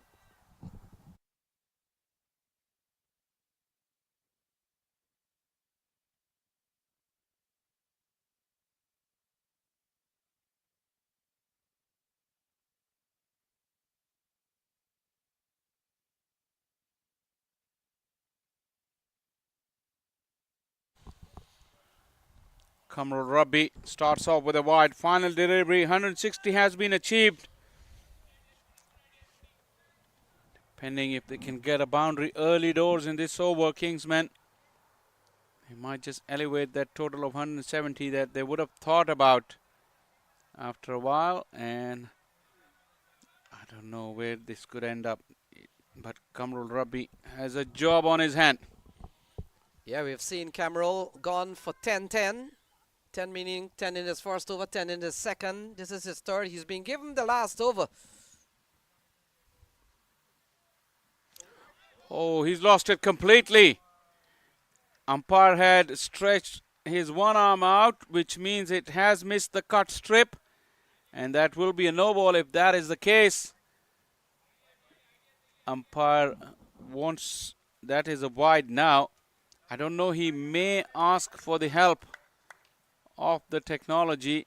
Did it pitch beyond? Yeah, that cut strip rule wouldn't apply because it pitched behind the stumps. So just the wide ball. Kamrul Rabbi got lucky here.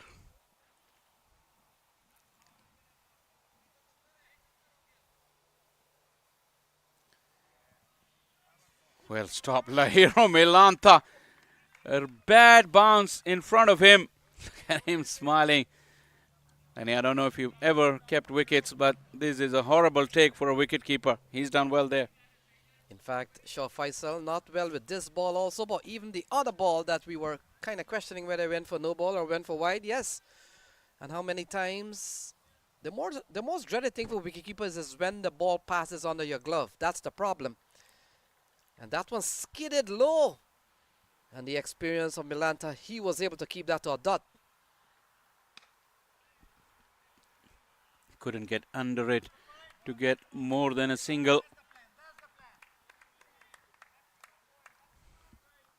164 now into the final over.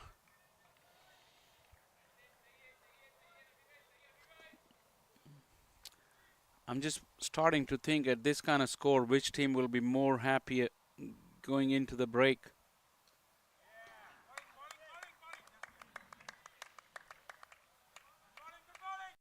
Preventing a boundary in the final over will count as a success for the bowler.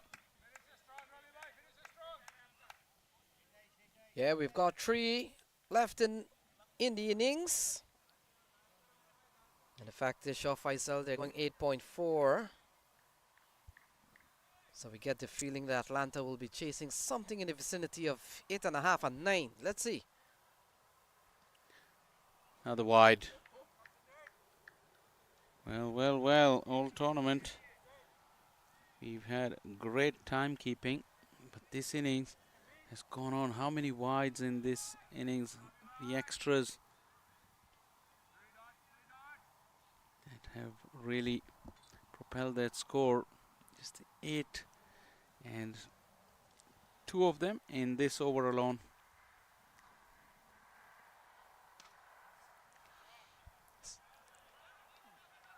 Good save. Shadley has been a live wire. Him and Sunny Patel have occupied those hot spots. His agility and his athleticism, absolutely outstanding. Yeah, we saw the last over from Shadley went for 14. This one has gone for 7, Shaw Faisal. And the fact is, we've seen 3 wides, so it's a lot better over without the extra from Cameron. But can he finish strong? What he would like is not to go for boundary here. Saad couldn't get under. Just lost his shape. Looking to come back for the second. Will do so to get Kingsman to 169. There's a little bit of a discrepancy in the score. 1 delivery to go. 170 with 1 ball to go.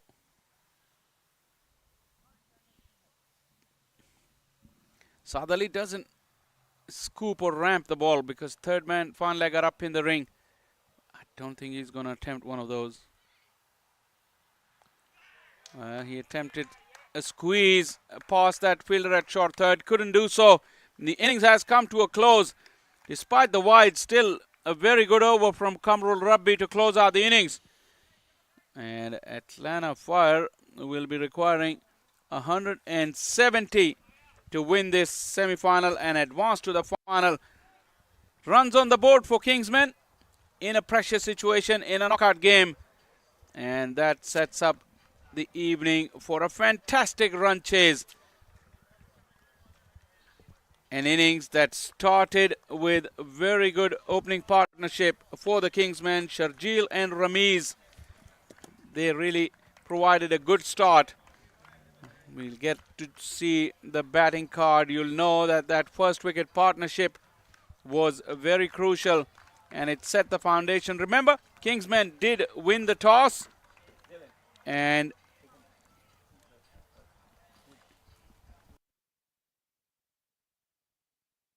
the target for Atlanta Fire will be 170 when we come back. It's time for the innings break and we'll be back with the run chase.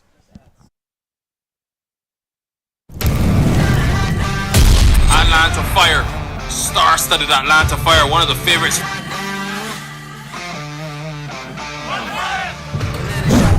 Man, and deep, and that one is smack.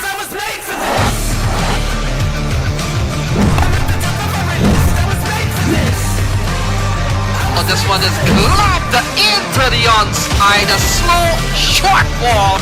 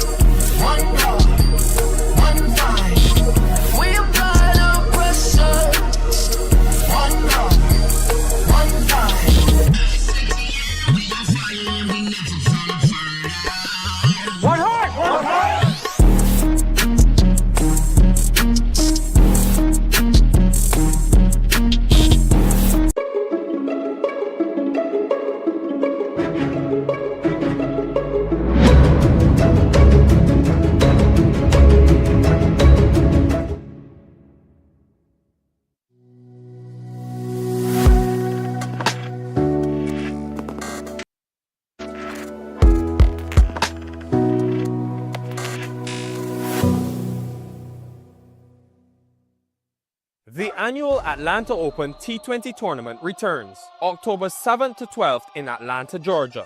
Presented by Atlanta Fire Cricket and Tariq Real Estate, 12 teams packed with the best domestic and international T20 talent will be on show. Catch live action on the MLC Network, Willow Cricket and T Sports.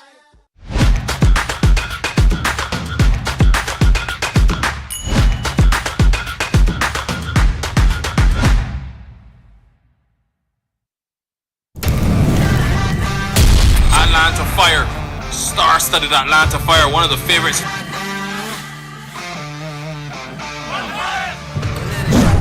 Man in deep, and that one is smack.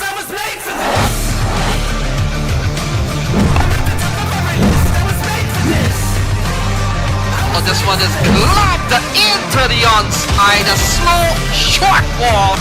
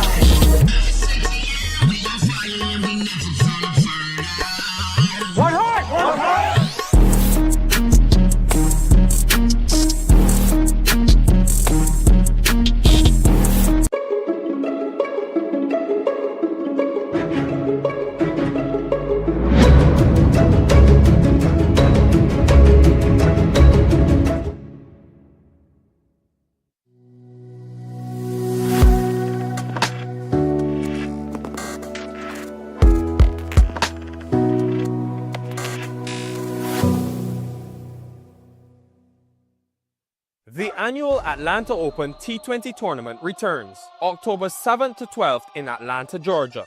Presented by Atlanta Fire Cricket and Tariq Real Estate, 12 teams packed with the best domestic and international T20 talent will be on show. Catch live action on the MLC Network, Willow Cricket and T Sports.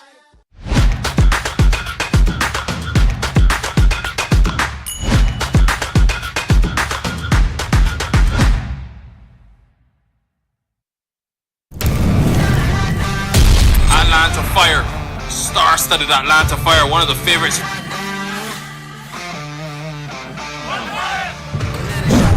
Man in deep, and that one is smack.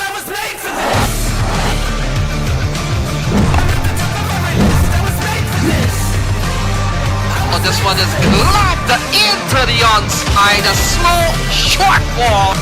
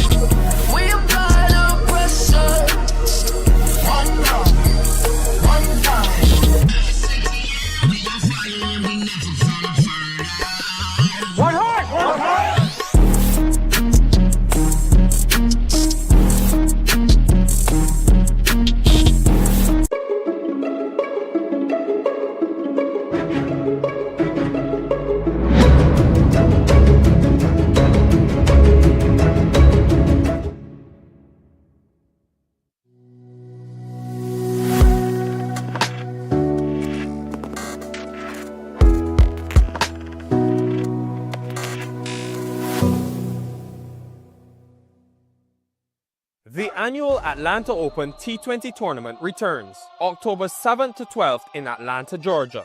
Presented by Atlanta Fire Cricket and Tariq Real Estate, 12 teams packed with the best domestic and international T20 talent will be on show. Catch live action on the MLC Network, Willow Cricket and T Sports.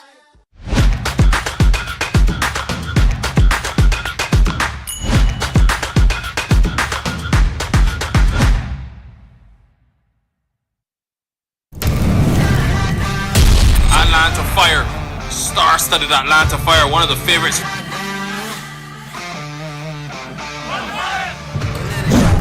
And deep, and that one is smack.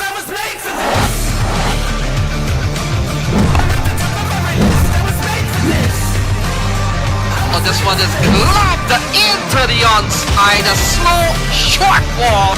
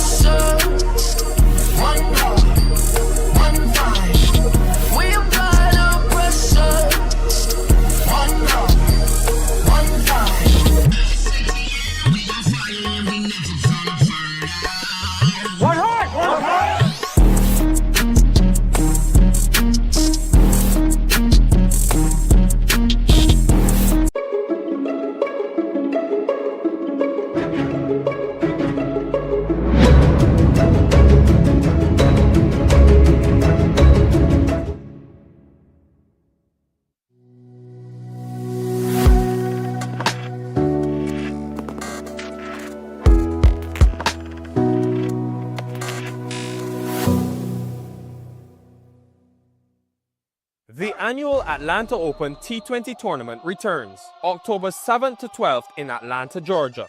Presented by Atlanta Fire Cricket and Tariq Real Estate, 12 teams packed with the best domestic and international T20 talent will be on show. Catch live action on the MLC Network, Willow Cricket and T Sports.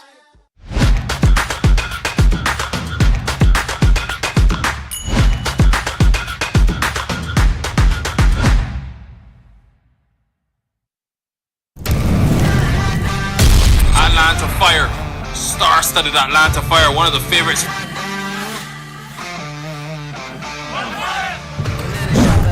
And deep, and that one is smack.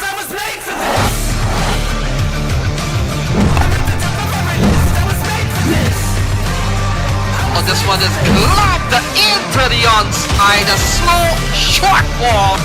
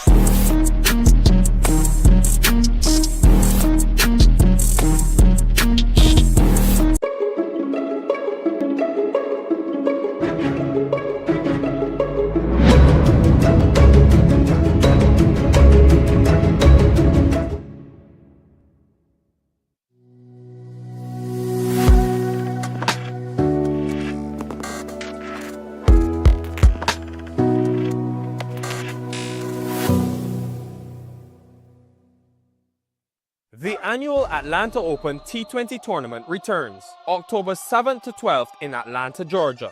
Presented by Atlanta Fire Cricket and Tariq Real Estate, 12 teams packed with the best domestic and international T20 talent will be on show. Catch live action on the MLC Network, Willow Cricket and T Sports.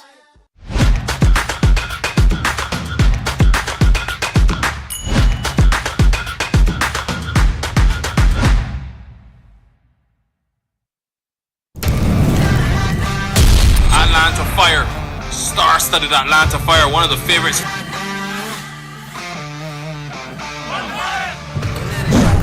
And deep, and that one is smack.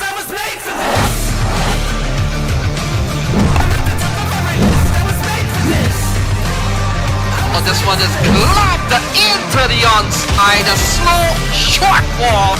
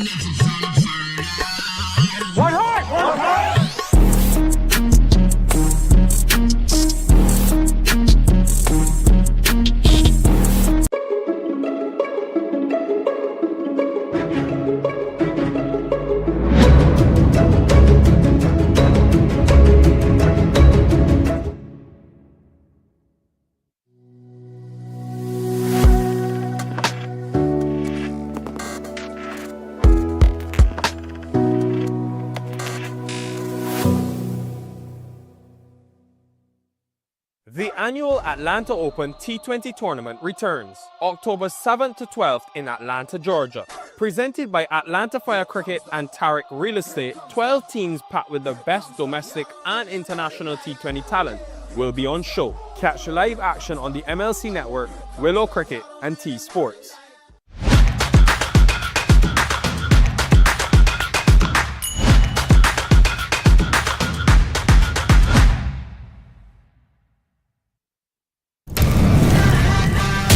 Atlanta Fire, star-studded Atlanta Fire, one of the favorites.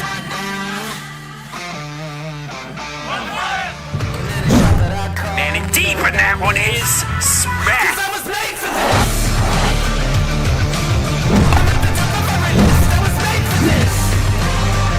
Oh, this one is globbed into the onside, a slow, short ball.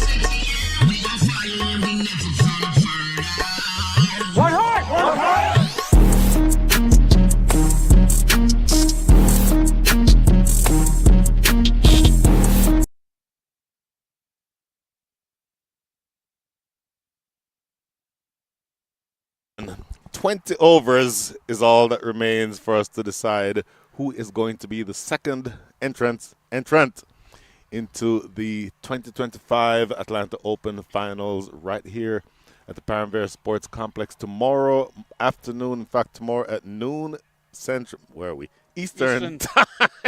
You travel too much, Brian. Shop myself. Sometimes I have to stop and think about where I am. And I think it's fair to say that the first innings went in a couple of different phases. Really fast start by the Kingsmen, dominant in the middle overs by the Atlanta Fire bowlers, and then a big partnership towards the back end by Sada Ali and Owazia, the two lefties, dragged them toward a total resembling respectability. So now that man in the center of your screen, that is going to be Mohamed Elias, will be bowling to Lahiru Milanta, taking guard there with interesting Ramiz Raja behind the stumps. We saw him getting some treatment earlier. Hope he's going to be fine. But a really interesting 20 overs coming up here, Shah Faisal. Absolutely. And you summed up the first innings quite nicely. Big opening partnership. Then Atlanta Fire came roaring back with some terrific bowling and fielding led by skipper Sunny Patel. But then that partnership, although last couple of overs, Atlanta Fire didn't allow them to get away from them. But 170 on the board in a knockout game with a formidable bowling lineup as they have, the Kingsmen, they would really be buoyed. But it's a glorious game of cricket, and we know that Atlanta Fire has quality batters within their lineup as well. This should be exciting. Oh my goodness, yes. Mohamed Elias Immediately off the mark, Zia ul Haq, who typically takes the new ball, is on the boundary, fielding in glasses. He's been doing that this week, Shah Faisal. Yeah, I actually asked him if it was just the style that he's acquiring or he's the vision glasses, and he did say these are the vision glasses. So he's been to an optician. Such a young age. I was surprised, but we've seen cricketers, and well, talk about cricketers. That's exactly where I was right going. On cue. You stole my thunder, Shah Faisal. You still go ahead. Speaking of left-handed cricketers who wear glasses, the great Sir Clive Lloyd is over in the hospitality tent. He will be the chief guest at tomorrow's final. And I believe we may see or we might be lucky enough to have lightning strike in the bottle twice and have him here in commentary with us sometime before the day is out. But in the meantime, such a pleasure to have him here with us in Atlanta. Oh, yeah, absolutely. That was just an amazing moment when he came down to the commentary box and got the opportunity to talk to him. By the way, I was talking about a player with spectacles from Pakistan. That's Zahir Abbas. Not to steal your limelight. Whoa, look at that. Oh, my goodness. That is the end of Rishi Pandey. We did not even get the chance to announce his name. The first wicket is down, 1 for 1. Yeah, that was threw him in a flash. Looks like he was late. We'll have a chance to see that. Ilyas is quite skiddy with the brand new ball. You could see that bat came down pretty late and the ball had gone. Also coming down at an angle, cutting across through the line of the ball. And Ilyas too good.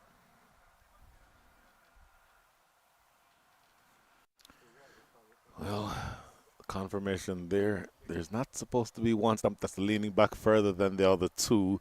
Generally, that means that you were clean bowled. And so Rishi Pandey will be disappointed with that effort. But in the meantime, work is still needing to be done. The new batter striding to the crease. Find out who that is shortly. But Lahir Milantha has words of wisdom for him. My goodness, it is going to be... Is it Ansh Dave? Ansh Dave, that's exactly who that is. Ansh Dave. Motion in the batting order. Interesting, or I should say I'm interested in hearing your thoughts on that promotion to the batting order for Ansh Dave. Yeah, I'm trying to see that why they would have done it. Taylor generally opens the batting. He's holding back. Obviously, he has that hand injury. So he's been kept back. Was it left hand, right hand combination? Try to keep that going. Down the leg side, these are free runs, 5 of them. A horribly difficult take for the wicketkeeper, Ramiz Raja. It was low, it was bouncing in front of him, and that dive couldn't prevent. Ilyas will be disappointed with that delivery to the new batter. You mentioned Stephen Taylor. If I had to guess, I would guess that Stephen Taylor would come in at 6 or lower because his power stroke is with his left hand. He's left-handed, but that's the wrist with it inside which he has an injury. It might be a small hairline fracture, and so it's very painful for him to play shots. Is that an edge? Did that come off the edge? Not taken cleanly by Ramiz Raja. No indication from the umpire other than to say 2 balls remaining. So I'd be interested in hearing your thoughts on that last delivery. I would go by the reactions. If it was a drop catch, the bowler will be tearing down his hair in disgust. Mohamed Ilyas in particular. Yeah, he's an animated cricketer. Very, very demonstrative. Very demonstrative. So, yeah, going by that, probably it wasn't an edge. Still nicely timed. Usman Qadir will come around. So successful over already for the Kingsmen. They have a really strong bowling attack. Talked about Zia ul Haq earlier. When you talk about more pace. You have Anwar Ali Khan, who did not bowl yesterday from memory. And you also have the left arm spin of Hassan Khan. Even Saad Ali can turn his own arm over if needed. And the pace, albeit a little bit erratic at times, of Akhtar Shah, but when he gets it right, he can be a handful. And there's one big name.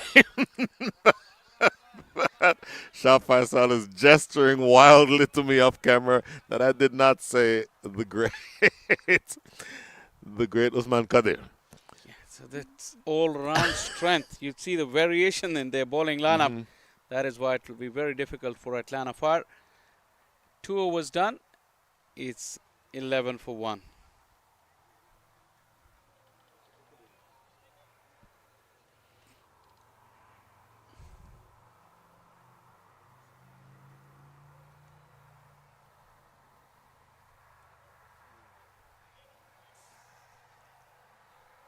Gone a bit cloudy here in Rydell.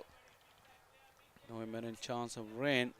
Funny enough, a week out from this tournament, the forecast didn't look quite good, but we've gotten away with fantastic weather.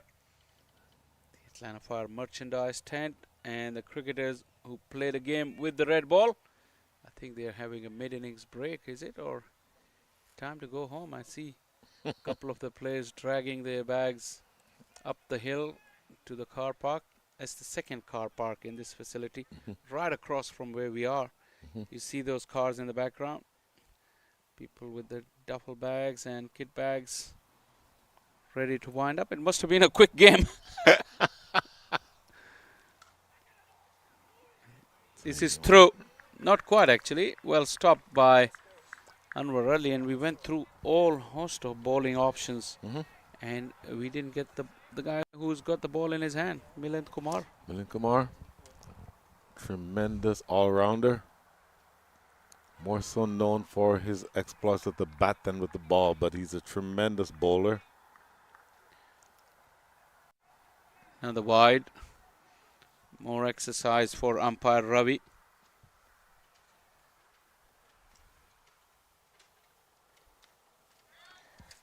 Lahiro Milanta having a look in.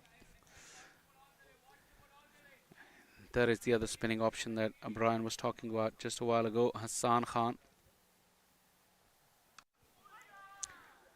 That one came in and kept low.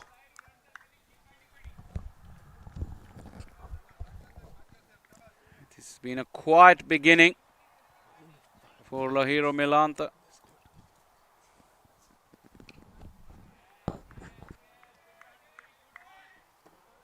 Milind Kumar can turn the ball away also from the left-hander, but he's content in bringing the ball in with the arm. Milanta prepared to have a look in. Oh, that was lucky. He's looking to play it onto the offside. It's been a very tidy start with the ball from the Kingsmen.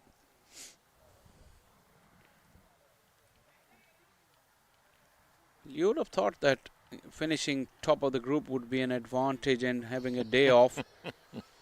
But, oh, that's Alvi, one of the founding members of Atlanta Fire Cricket Club back in 2018. Talk about having a rest day instead. Kingsmen, when Atlanta Fire were resting, got through another hard battle yesterday, same time. Defending 128, their skill and character was tested, and they are better for that experience as they got more runs on the board today. Third over has come to an end. See Anwar Ali getting patched up. Lania Chabar looking to sort out matters. A familiar smile of Brian Walters. How about the atmosphere in the ground, Brian Walters? People have come in and they filled those hospitality tents. That's one side of the ground, and obviously Stallions, having won the game, are staying to support their second team, Kingsmen. Anwar Ali is walking off. No matter how many bowling options skipper Saad Ali has, but still, to lose your one of the most experienced lieutenants, because Anwar Ali is a leader on the field as well. And him being dismissed. Talk about injuries. Stephen Taylor getting patched up. These guys have played so much cricket recently. Indeed, and you see, we talked about the left wrist of Stephen Taylor. The fact that he's being taped up now with a wicket having fallen might suggest that he might be trying to come in earlier than the 6 that I was suggesting earlier, Shah Faisal. They would have hoped that they get away to a start and probably they won't need him. But one had a feeling with this kind of tight contest, all resources will be required for Atlanta Fire if they want to get over the line. Ilyas, erratic. Quick but erratic. Gives away another wide. Yeah, I just need to get that line right. Spraying it down the leg side. Done that a couple of times. And yes, when you're defending a target that is sort of a middling target, it was not the 200 that we thought it would be earlier on, but it's also not the 128 that they scored yesterday, the Kingsmen. But you want your bowlers to get the ball in the right areas and make sure that the batter plays your good balls. Lahir Malanta just taking a little bit of time to get going here. So, first couple of overs, Shah Faisal, to me, you could probably argue that they've gone about even. You like the relatively. In fact, no, I'll retract that. It feels like it's gone the way of the Kingsmen because of the early wicket and restrictive bowling, despite a couple of wides down the leg side.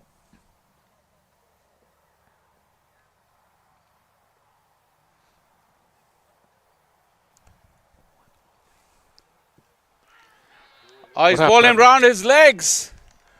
Oh, you don't see that happen very often. Look at that smile on Lahir Malanta's face. It's a wry smile, but you know that that does not indicate joy. It indicates absolute shock at the fact that he was bowled behind his back. Shah Faisal, you don't see this happen very often. Walking across too far. The line from the left make that the right-hander bowling over the wicket to the left-hander.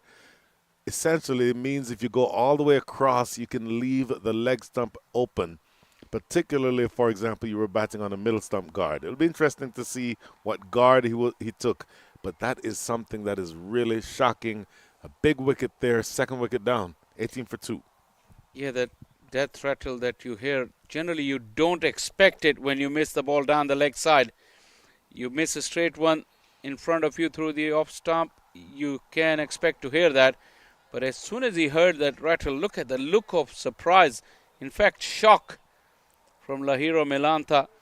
Generally a leg stump delivery would mean runs for the batter, but Milanta, that semi-final didn't quite go to plan for him with the bat. And this innings so far hasn't gone to plan with the bat for Atlanta Fire. No, it has not. And I will tell you. To apologize also for the missing score bar from the bottom. I think there is some discrepancy that is being worked upon, and we hope it will be back pretty soon. But we know that 2 wickets are down. Quick single. And I think an aggressive start in the field, particularly with the ball from Mohamed Ilyas. This is brilliant stuff for the Kingsmen. Their bowlers are good. You don't like the fact that Anwar Ali Khan walked off the field just now, but still plenty of bowling. Mohamed Ilyas is a handful. Yeah, absolutely. Particularly interested in the reaction of Lahiro Milanta. Yes. One thing over the years with Ilyas is that he's a rhythm bowler, he's a confidence bowler. If you try to take him on and put some early pressure on him, he has shown signs where he buckles and you can take him apart. But if you allow him to bowl in his zone, then he's quick, he gets his mojo, and I think he relishes the opportunities when the batters are not going after him. So far, nothing big has been attempted of his bowling. Not straight enough. Going down. Well, couple of balls left, indicated there by umpire Denzel James. Muhammad Ilyas, he said he's a rhythm bowler. When he gets his tail up, he's a handful. He's as quick as any bowler on display in this tournament. And just wanting to make some time to make sure, or take some time to make sure that you harness that aggression into accuracy here. No timing whatsoever. Ilyas, when he was playing first-class cricket in Pakistan, he made it to the A team, the national A team. He was clocked up above 140 in PSL. So you're absolutely right when you say that he has the ability to bowl quick. This dugout, apart from Halim Bhai, who's having a munch, sure. Everyone looks pretty pensive. Shadley in the back and coach Monty Desai. Oh, in the air. It's going to be just wide of Saad Ali running back from mid-on. Couple more runs. And Muhammad Ilyas in particular, to me, just is a bowler that you want to harness and you want to make sure that he gets all his energy toward the target of getting his team a victory. Really starting out well here. That is the end, I believe, of over number 4. We'll be back shortly. 5.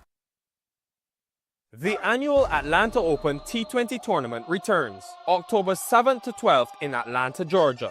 Presented by Atlanta Fire Cricket and Tariq Real Estate, 12 teams packed with the best domestic and international T20 talent will be on show. Catch live action on the MLC Network, Willow Cricket, and T Sports.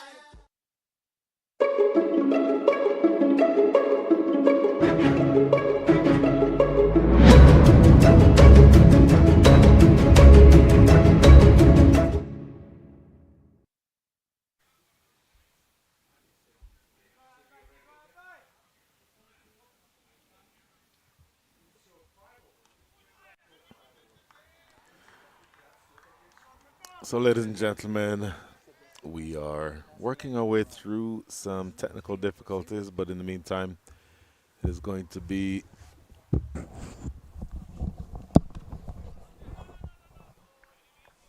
the right arm orthodox of Milind Kumar. And Lenny, we have a few moving parts. That's just, oh, in fact, we are 5 overs in. Let's say as of right now, the score is 32 for 1. We will go with that for now as that is pounded away into the deep. Good save by Akhtar Shah. Milind Kumar continues.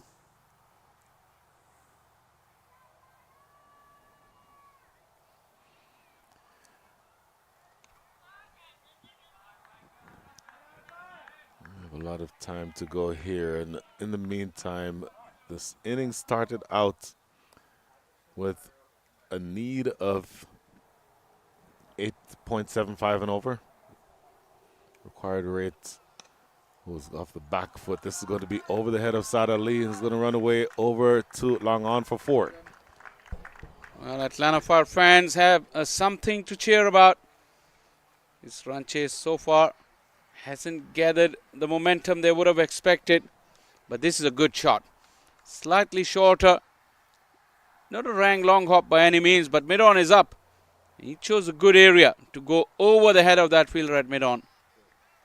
Good comeback from Milind Kumar, Yorker length.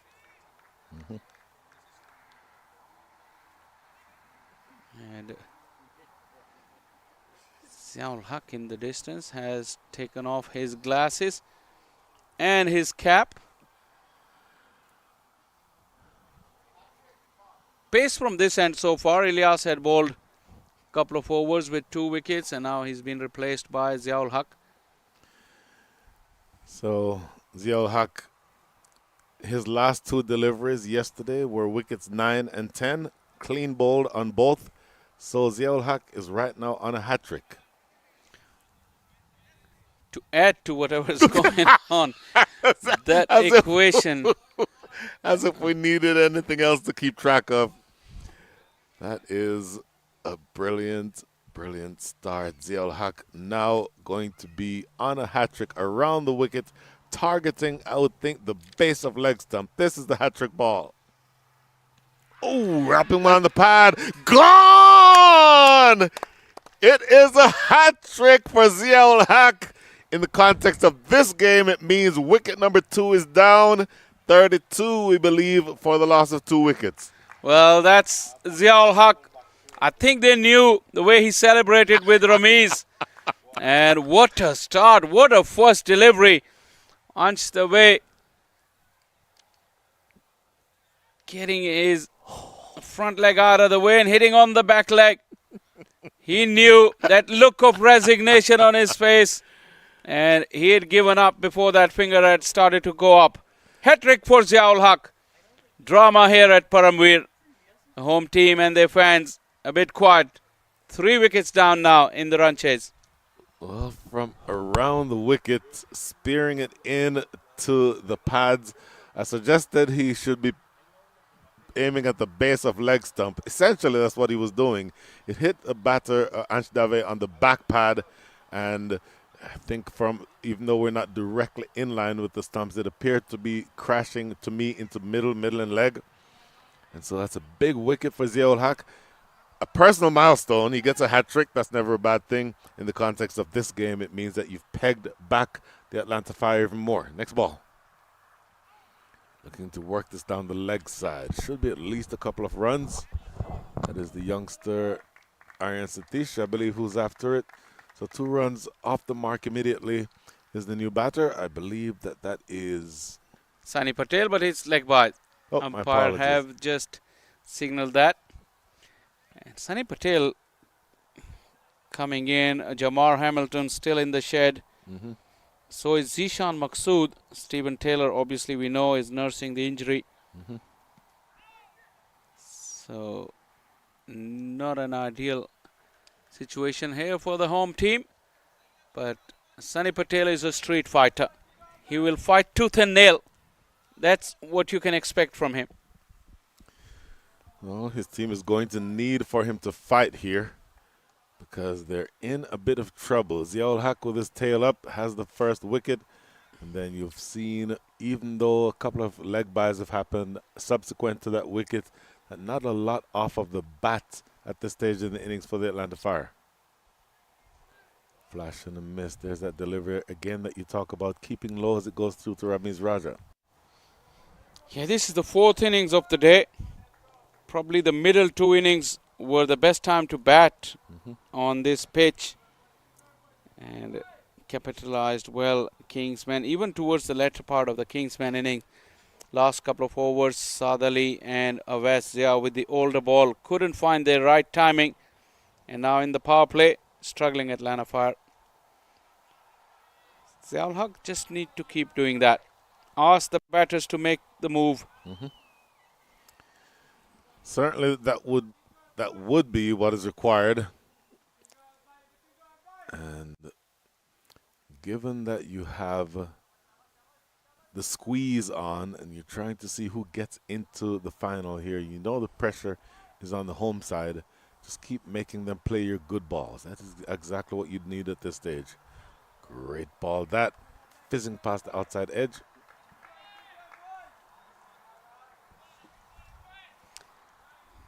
Ziaul Haq all smiles with Sunny Patel. These 2 teams played a big final not so long ago. And now Atlanta Fire on home turf. They're up against it. I just have a feeling innings at this stage needs a few boundaries to get the momentum going. If they get on a roll, I think they can catch up with the required run rate. But it just doesn't look likely to happen.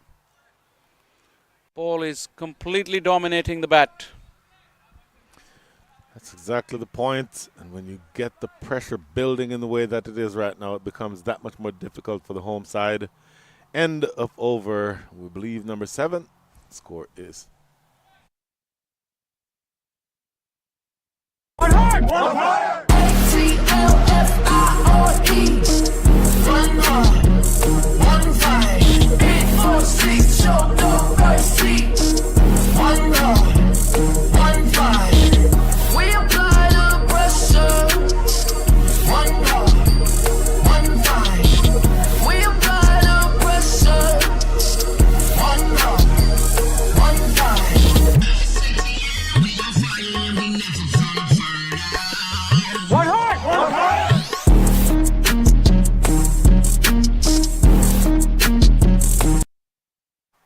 It's amazing what happened with this hat-trick, Brian. Would you believe it? So Milind Kumar continues. And we've got a unique situation here. Let's talk about the score. It's 23 for 3 at the end of 5. Milind Kumar comes into the attack. The batters out in the middle, Sonny Patel and Ahad Malik.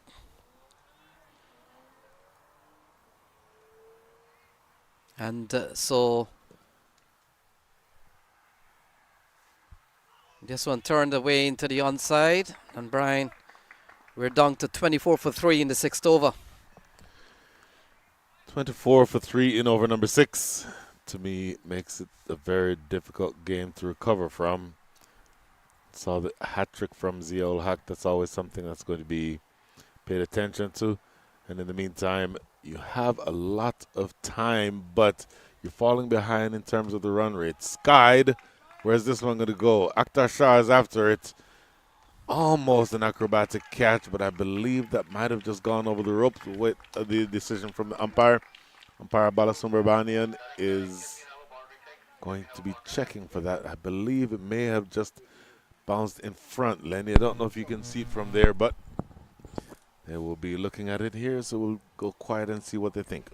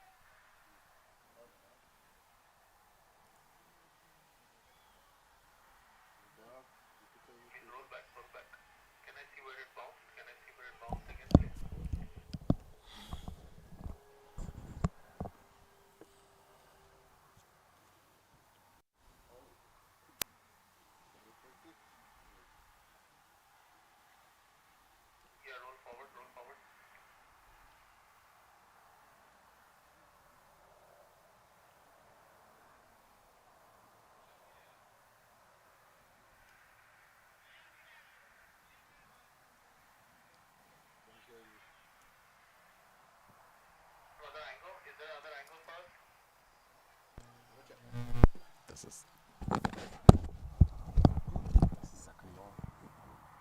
Yeah, well, second one and I'm waiting. So that will be the third one.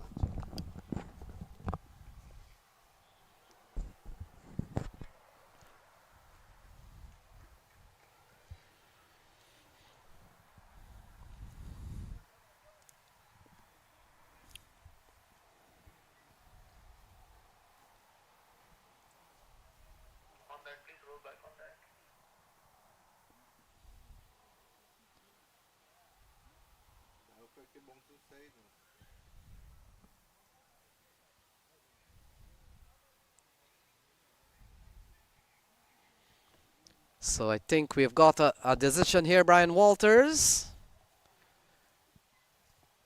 And 4 is the signal from the umpire, so the score will go up to 28 for 3. We are in the 6th over. 20 for 3 indeed. Signaled 4, so Milind Kumar with a wry smile on his face. 3 balls remaining. Lenny, the scoring rate 4.67. Wrapped on the pad. They'll steal a leg by here, I believe. Watch umpire Balasubramanian here. There's your signal. So 2 balls remaining here in over number 6, Len. The power play almost done. I think it's fair to say that the power play has gone certainly the way of the Kingsmen as opposed to the Atlanta Fire. Wanted a single. Sonny Patel sent back. Luckily so. Yeah, they were batting what? Around 60 around this mark when the Kingsmen batted Brian Walters. So things have really gone well. I'm trying to find the number of different names you're going to call me today, Lenny. Played to, mid-on, and that's going to be a missed field, and it's going to cost an additional run. Usman Kadir is the man who cannot pick up there. A couple of more runs, 8 coming from the over. End of over number 6. The score is 31 for 3.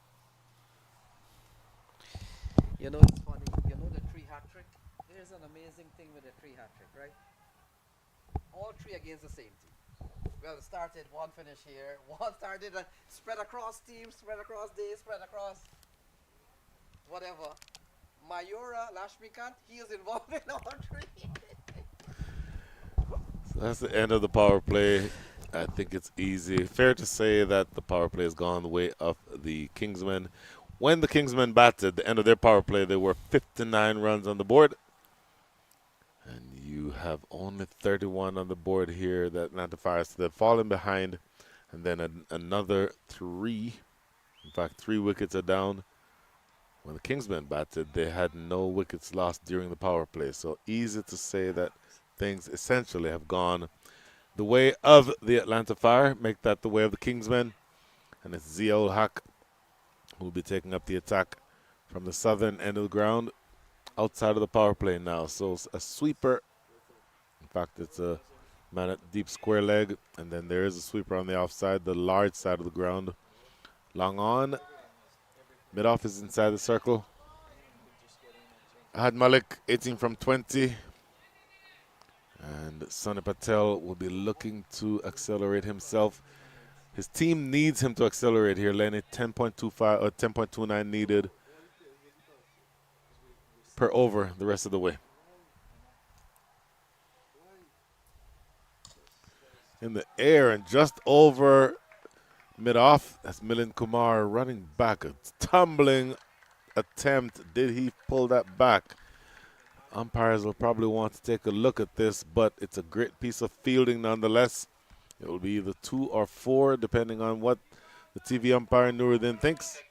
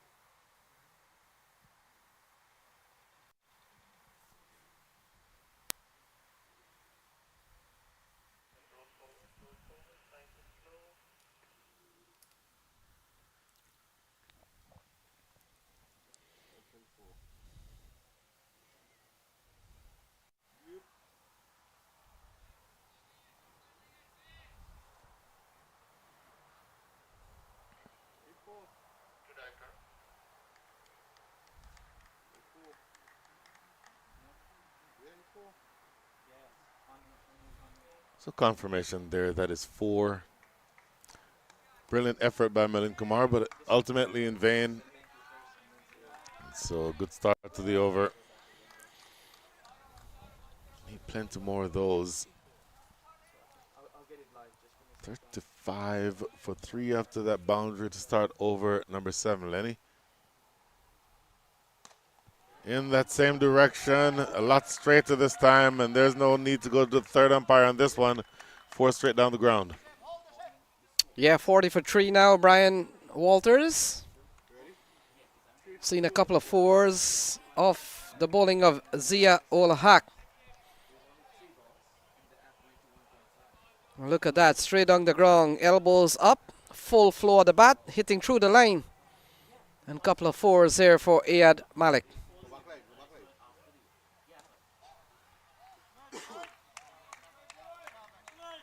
Comeback delivery there from Zia ul Haq, just a little bit shorter in length. And at the other end, Sonny Patel, you know, will be looking for something more aggressive than what his team is doing right now.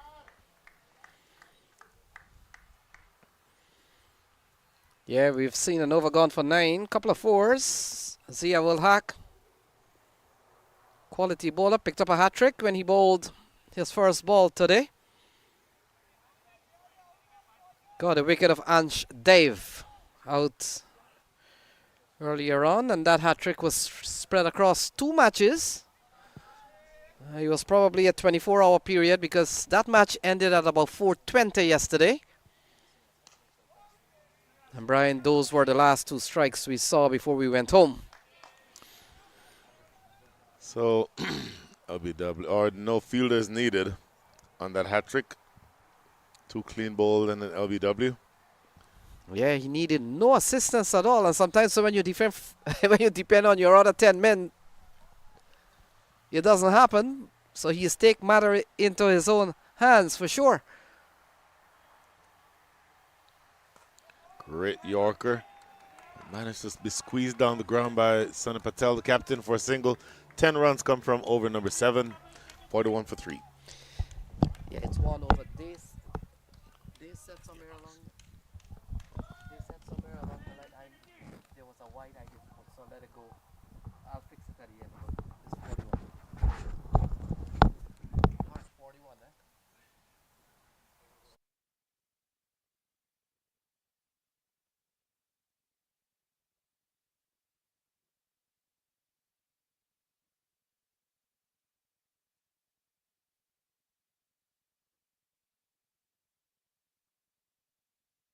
Apologize for the fact that we don't have the full scorecard at the moment. The technical gremlins are hard at work today, but big picture, after 7 overs, the score is 41 for 3. The Atlanta Fire require another 134 runs in 78 balls at a required rate of 10.31. And I said his name earlier. Here he is into the attack now. Hassan Khan, left arm orthodox. And Lenny, a really precarious time here for the Atlanta Fire. Yeah, Brian, and in aid of our viewers, we'll try to provide you all the scores as we have lost our scoring bar. But let's do that straight away. Brian Walters is 41 for 3. Sunny Patel on strike, he's on 3. Malik at the other end, he's on 20. And it's 40 for 3 for the time being. 41 for 3, sorry. Couple of dots to start Hassan Khan's day with the ball.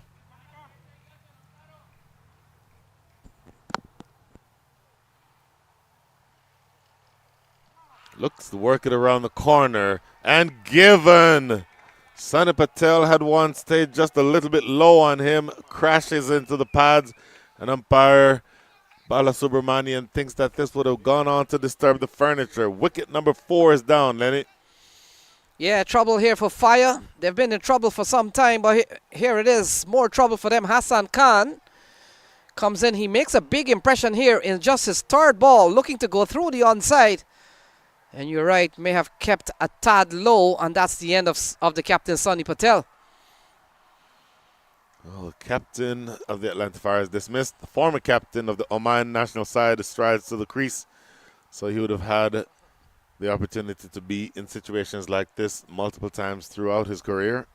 His long, distinguished career. Started playing in Pakistan, from Pakistan originally, but played for Oman for a number of years, including as captain. These days, makes his living here in the U.S., but as of right now, the job is to help his team overcome a target that is approaching almost 11 runs and over, Lenny. So they're in a bit of trouble here. Yeah, he's going to be tough. They've lost 4. Some key batters at the top of the order. Rishi Pandey without scoring. Milanta for 3. Ansh Dev for 4. And you've just seen the dismissal of Sunny Patel. So not good news here for the Atlanta Fire. And Zishan Maksud. We talked about, as Brian and Shaw Faisal would have mentioned, former captain from Oman. So he comes in here with a lot of work to do.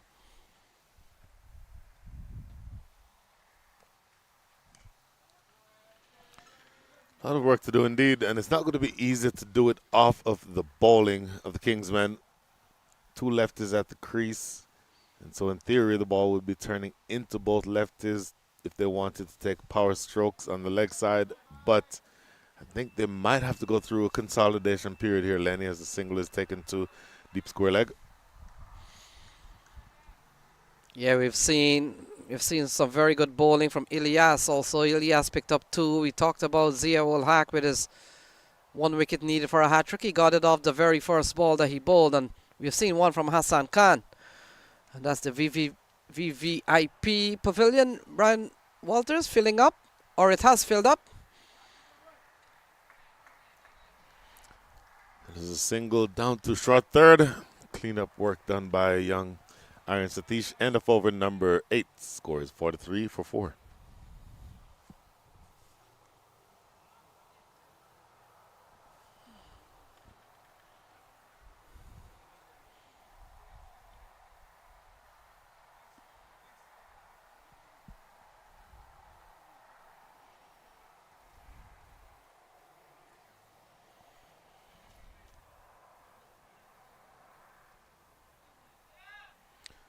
So 43 for 4, Lenny. Zishan Maksoud and Ahad Malik are the batters at the crease. 2 lefties, both capable of hitting big. You have some right arm pace coming into the attack now from the southern end of the ground. This is Akhtar Shah. Akhtar Shah is a good young prospect, and I say young, I don't know exactly how old he is. I would imagine he's around 23 or so. Very powerfully built, tall, has plenty of pace. To me, the most important issue is to see the great Sir Clive Lloyd waving goodbye. We'll see him tomorrow right here at the Paramvere Sports Complex. But Ahad make that a faster bowler. Akhtar Shah, when he gets it right, is very, very hostile, very aggressive. When he gets it wrong is when he sprays it down the leg side and has trouble finding the control. Here, gets it right the first ball, just working to the leg side for a single.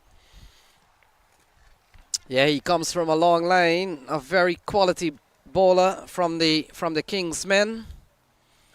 And we talked about if Kingsmen goes into the final this afternoon, Brian Walters, it'll be their third finals at the Atlanta Open, having won one, having lost one.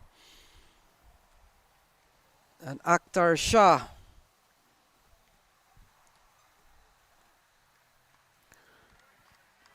And we haven't seen the introduction of their best bowler, Usman Qadir. He's the type of bowler who essentially spins a web of deceit around his opponents. He is so difficult to score off of. If you were with us yesterday, you would have heard the words of our own Shah Faisal talking about the Qadir family. Of course, the late Abdul Qadir is the father, former Pakistani leg spinning great. And his son following right in his footsteps. That's a single into the outside. But the fact that they have not yet introduced their best bowler, probably their most difficult bowler to score off of, and you still are now looking upwards of 11.3 and over, it becomes difficult to make an argument for the Atlanta Fire moving on beyond where we are right now.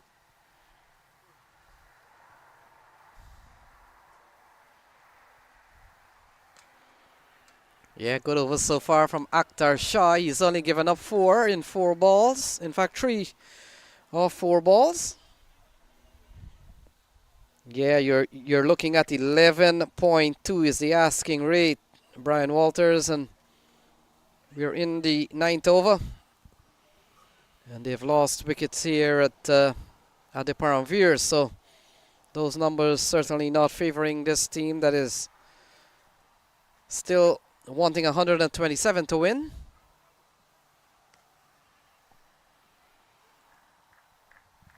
Well, you don't mind singles. Singles are better than the alternative, which is a dot, but just bear in mind that each single makes the required rates go up. That becomes something that you want to be mindful of, because that required rate now upwards of 11.4. Yes, a good over from Akhtar Shah. Very good effort bowler, runs in, give all. Well, that's what I was referring to. Very good when he gets it right. If he gets it wrong, sprays a couple of wides, including that one not collected cleanly by Ramiz Raja Jr., then you give up a couple of bonus runs. Yeah, you look at Usman Qadir, Brian Walters, he has 13 wickets. Well, we saw Asif Mahmood, the most wickets in the tournament so far. He's up on 15. Oh my goodness, this one is down the leg side.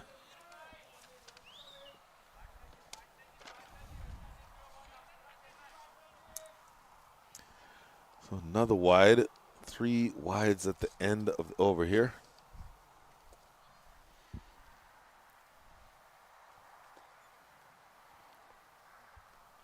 So the target, folks, is 172. So they're batting at, in fact, the 50 comes up with a wide. So they need 122.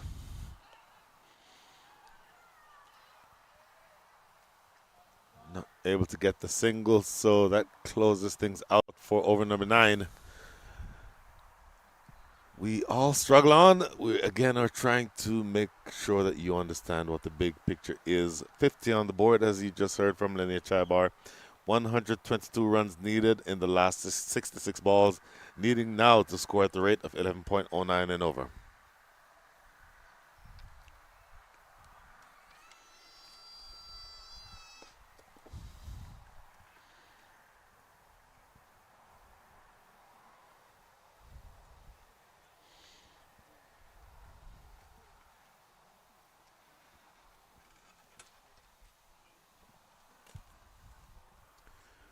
So it'll be Milind Kumar to continue.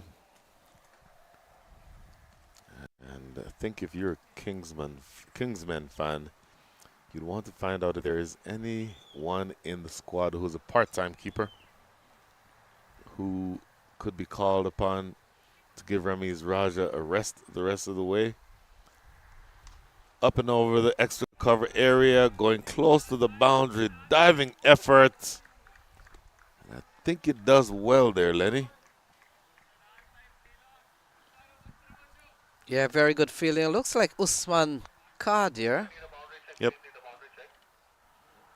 And we talked about we haven't seen him yet.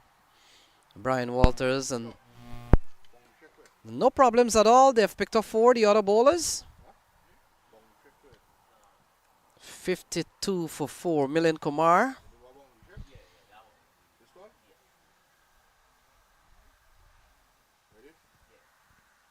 Still a long way to go. They've still need 120 from 65.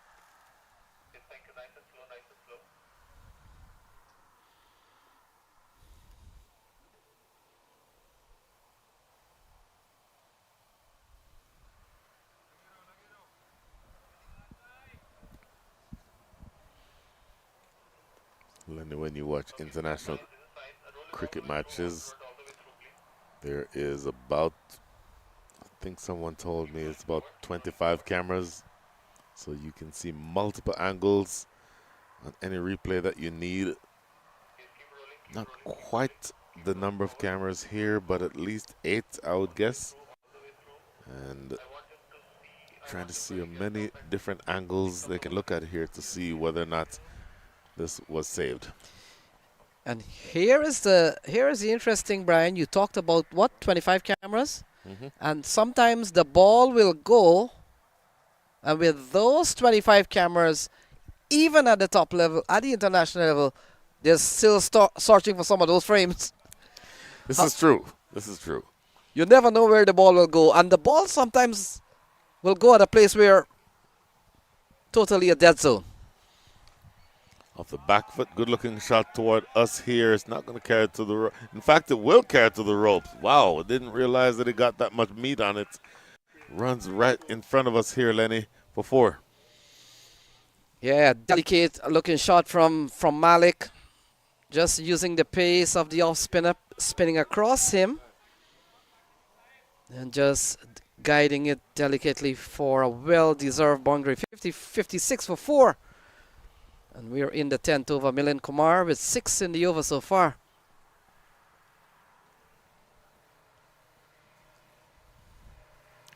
Looking to keep picking up singles, and again, you need a lot more than singles, but you also don't want to turn down any runs that you have the opportunity to get. Right now, going exactly at a run a ball. 57 runs scored from the 57 balls bowled in this inning so far, and having lost 4 wickets. This is a good piece of fielding. Iron Satish, a short extra cover, does the work there to keep the pressure on.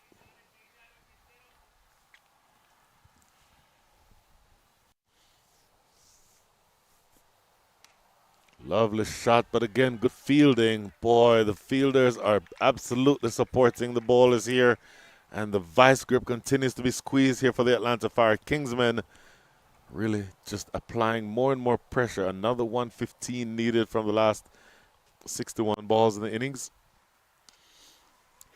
And just for good measure, Iron Satish fields on the inner circle, just 7 runs coming from the over. You are going to need 11.5 runs and over the rest of the way.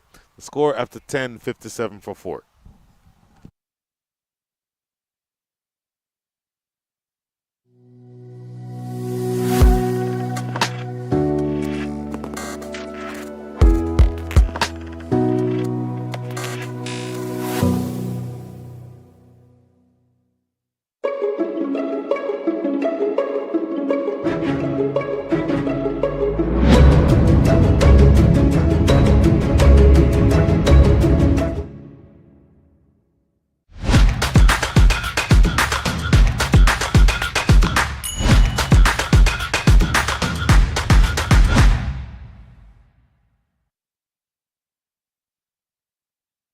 Shah, first over, went for 7. Shaw Faisal comes into the box, and Shaw Faisal.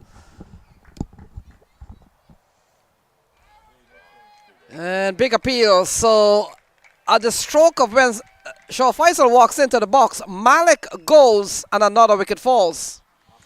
Yeah, they had to do something about this run rate at the halfway stage. 11.5 was the requirement for the final tell. And Ahad got the thinnest of edges. Akhtar Shah wheels away in celebration. That kept a little low. It has been the tendency after power play. And very well judged catch by Ramiz Raja, down by his shoelaces. And that is a big wicket. The partnership that was threatening to make a comeback for Atlanta Fire has been broken now. And it's 56 for 5.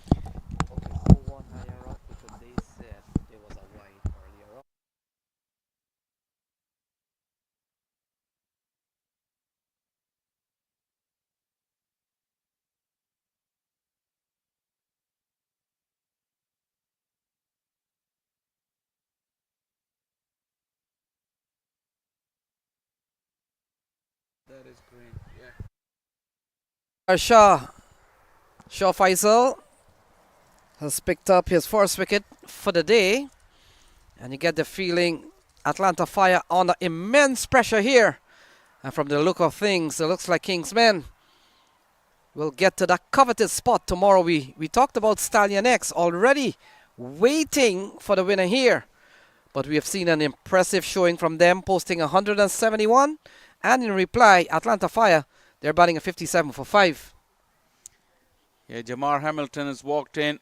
He's rescued situation like this previously.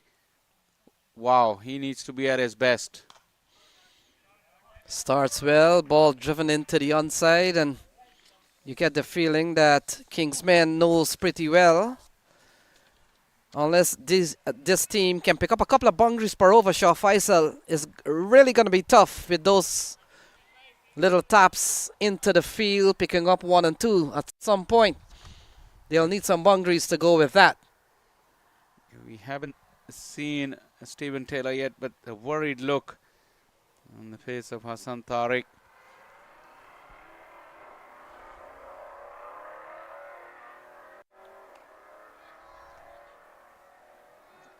Couldn't quite execute that pull shot. Zishan Maqsood They still got Azim Charania, who in local cricket is known as a big hitter, so run rate of 11-12 he can manage. But for that length of time, that's what not I'm sure. And this partnership has to come good.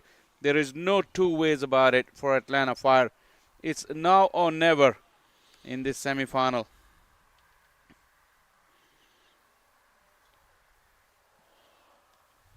Yeah, he gets an edge. And they go through for one. And yes, Shah Faisal. And the only batter that has come up with some score here is Malik. Malik got 29, but you look at the others at the top. Rishi Pandey without scoring. Milanta 3. Ansh Dave 4. And Sonny Patel 3. They're all single-digit figures. Those numbers don't read too well. Not at all. Atlanta Fire, who's been on the road constantly, really look like they've exhausted themselves. Just one hurdle before that big final tomorrow. Driven into the offside. Lovely shot from Jamar Hamilton. And Shah Faisal, 60 for 5. We are in the 11th over. And for you fans, I know we have lost our scoring bar for the time being, so we'll try to update you on the scores as it happens. And we talked about the Atlanta Fire coming in to this semi-final with a perfect record, having won all their games. Oh, beautifully bowled, and the finger's gone up. That was a magnificent delivery to the left-hander. And to get him out, playing a defensive stroke off the back foot, that had to be something special from Akhtar Shah. Yeah, Akhtar Shah has gone on to pick up his second wicket. Look at that. Other than a fast bowler hitting the stumps, Shah Faisal, this is another beautiful dismissal that fast bowler likes when he can pick the edge. Look at Zishan on the walk. There you see the follow through, very ungainly. And he knew his fate. That nervous look up. And the confirmation. Zishan Maqsood is gone. And Atlanta Fire really struggling, 60 for 6.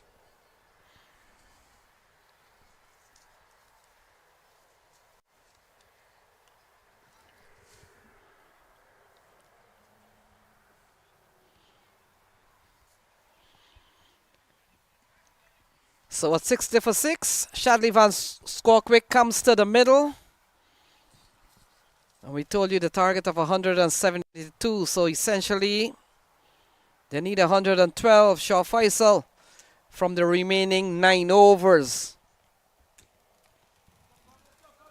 Here with 6 wickets down, it is uphill to say the least. Hassan Khan comes back into the attack. And ball driven in to the offside. Jamar Hamilton hands the strike over to the new man that has come to the middle. And we're seeing an impressive bowling display from the Kingsmen, Shah Faisal, and we haven't seen Qadir. Yeah, the man who's in contention for the leading wicket taker of the tournament. But you look around the field and the body language of Kingsmen, I think they already think that this is in the bag. Probably that partnership between Zishan and Jamar would have given the last hopes to Atlanta Fire. But time is running out. And Shah Faisal, are we looking at 2 Kingsmen brand in the final? I wonder which side Amir Siddiqui will be coaching, because he's been helping both teams. Well, Amir Siddiqui and both Grant Bradburn as well. We need to split them both into half. Because they can't be everywhere, both of them. That'll be interesting tomorrow. Oh, it's ballooned up, bobbled off the hands and hit him on the face, I think, and dropped out. Hassan Khan is not bothered. Just a little clap to encourage the youngster despite the mistake. Yeah, looks like Aryan Satish. Look at that, may have fall. It was dying on him. But a player of his class, Aryan Satish, the young man. You fancy he should have taken that shot, Faisal? Yeah, he was in shock laying down. And also he might have got a knock on his nose or somewhere as that ball bubbled up and hit him back up on his face. There you go. Felt the pinch only momentarily. Despite being young, he's quite tough. It's about cut away. What an effort from that fielder. Looks like Akhtar Shah. They can't do no wrong here. The big fast bowler. He's not only getting wickets, but he's not letting anything go through. It has been a difficult day with the bat for Atlanta Fire. Yeah, they still need 109. 63 on the board. They've lost 6.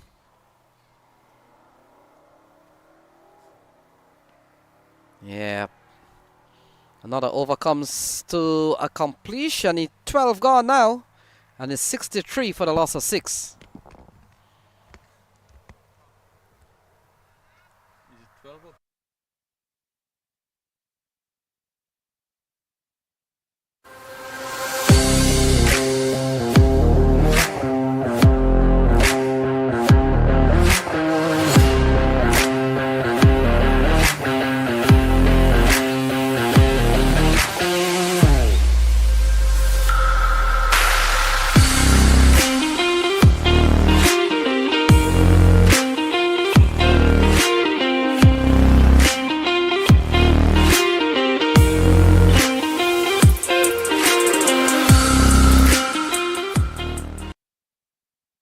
So Akhtar Shah continues.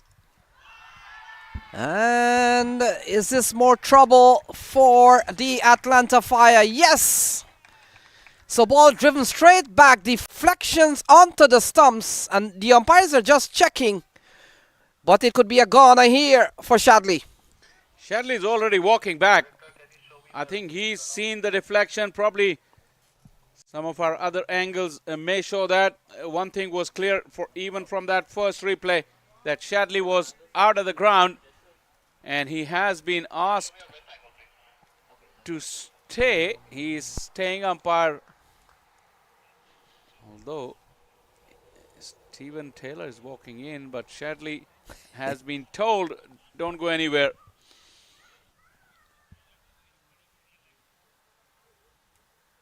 And that is not conclusive in terms of the bowler getting the hand to the ball. Very conclusive, as Shadley was out of the park, out of his guard rather. This will be a better idea.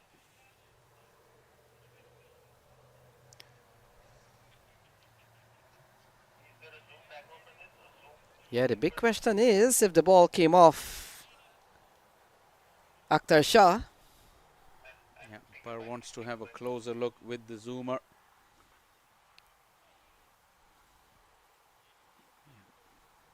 There you go. That is excellent quality offered by our production crew. Ball certainly changed direction. And the reaction of Shadley and Akhtar Shah were pretty dramatic.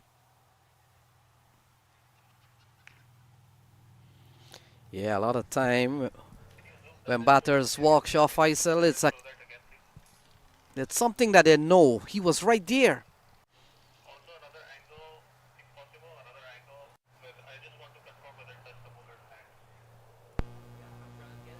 Yeah, the big question what they're looking at if whether it came off Akhtar Shah's hand.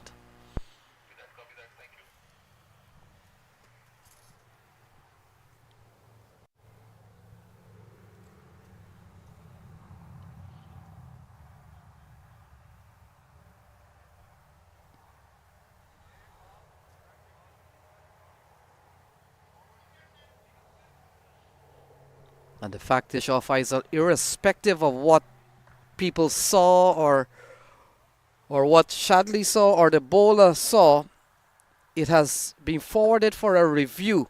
And if the review somehow comes up inconclusive, Shadley could still be batting here.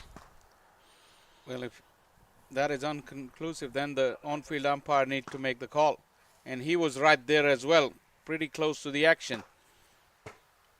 That is the general practice, by the way, that is followed in international cricket. Is another angle offered. How about that? In the meantime, Taylor had walked on, but now Taylor is still waiting a couple of yards.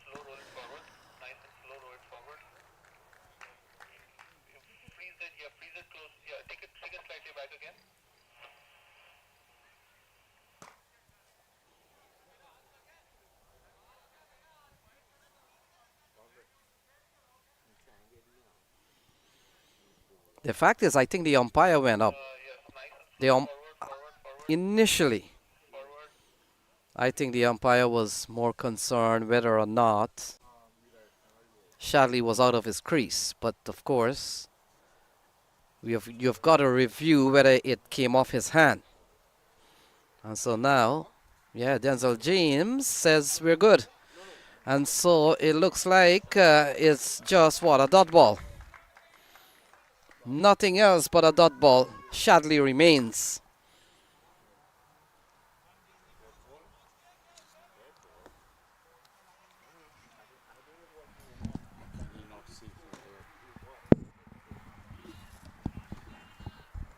The fact that the video evidence was inconclusive, that takes us to where the umpire, Denzel James, who was really close to the action, he detected no fingertips from Akhtar Shah. So his decision will prevail. And Shadley, who was convinced he was out, lives to fight another day. Hold him. That is pretty conclusive and comprehensive. Jamar Hamilton walks back, and with him the last hopes for Atlanta Fire. Yeah, after a bit of delay and drama, look at this one. Akhtar Shah picks up his third. This one, bang, onto the stumps. Jamar Hamilton realizing 14 runs and over is the ask. And he went for a big one, not today. And Akhtar Shah has picked up another one. Is 63 for the loss of 7.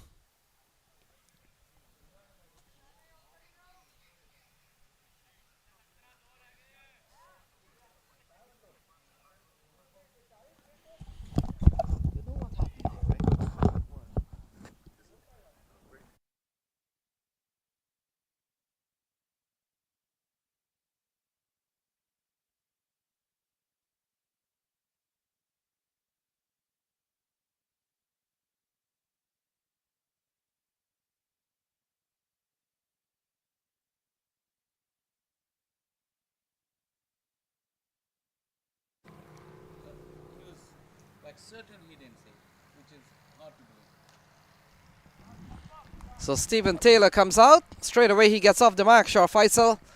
7 down, 64 on the board. Trouble here for the Atlanta Fire. Well, 64, 108 needed. We've seen and we've talked through tales of injured people, injured batters making a difference. I think this is beyond even the best capabilities of Stephen Taylor, let alone the one who's hampered with his injury. 7 down as well. Add to the equation the number of wickets down.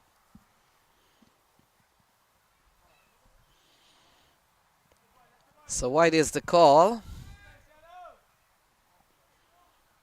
And Akhtar Shah in the meantime, Shah Faisal has picked up 3 so far. 3 for 12. Best bowling figures out there. We saw Ilyas with 2 so far. 2 for 12. I think they're saving Usman Qadir for tomorrow maybe.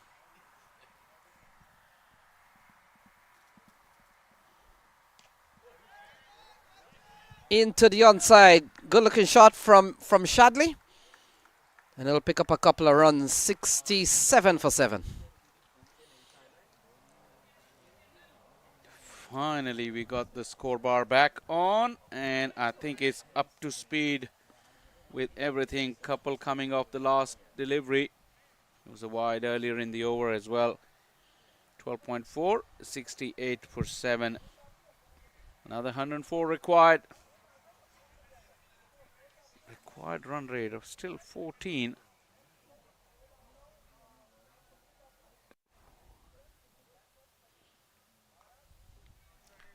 Inside edge will run away. Over the boundary. Finally something to cheer about for the Atlanta Fire fans. Yeah, it doesn't matter how they come. Akhtar Shah, inside edge. Passes Ramiz Raja. And goes away for a much needed boundary. They'll need a lot more than that. It's like a little drop in the bucket, Faisal. Atlanta Fire and Kingsmen here. We talked about Stallion X is waiting. That's the DJ playing the music. Music really didn't catch on fire because the response from Atlanta Fire was pretty cold. Akhtar Shah has lost it completely. It was so wide that the third man could come around and stop it. The requirement is now under 100.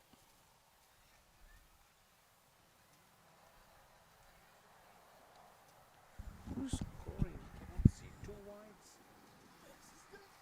It's simple as it's two wides and he's put one. So Stephen Taylor is the man on strike. And here is Akhtar Shah, final ball. Gets a good delivery, closes out over number 13. 13 gone, 74 for 7.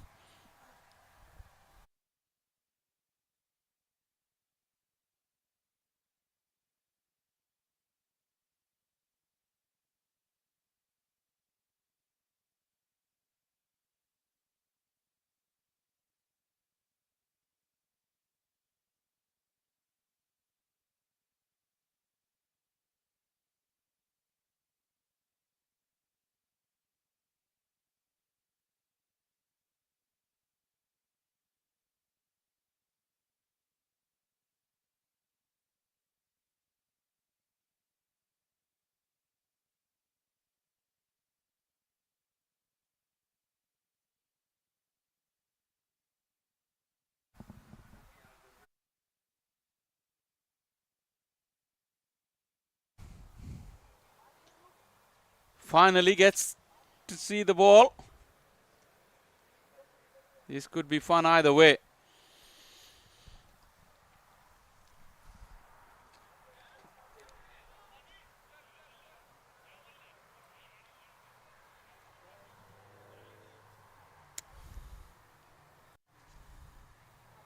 Seven overs to go. This has gone up. How far? Not far enough. Usman Qadir with the wicket of the first delivery. Usama Razak with the catch. And another one bites the dust for Atlanta Fire. So Shadley finally goes. The 8-wicket falls. The catching has been good. Usman Qadir comes in with a first wicket. First ball into his spell. And Kingsmen, it looks like it's going places. And Stallion X, we talked about them already qualified. And it's in fact, it's 74 for 8.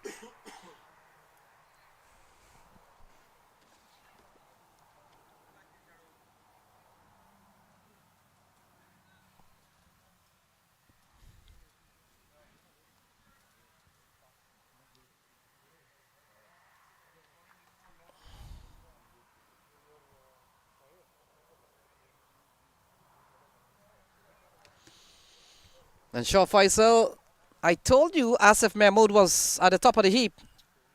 On 15 wickets, Usman came into this match with 13, so Usman trails by 1 as the most wicket in the tournament. He has a chance to get there. Asif plays tomorrow. And so will Usman by the looks of it. So there'll be another shootout. Another little contest within a contest. Slip in place for Usman. Azim Charania, like I mentioned just a while ago, he's a big hitter himself. Won't be a big idea to just chance his arm a little bit right now. And if it comes off and lasts for a bit of time, who knows what can happen. There's no other options.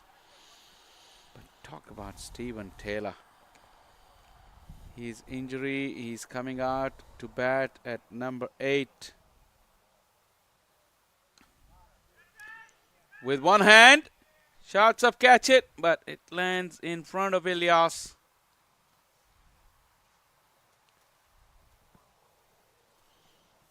A bit of overtime for everyone today.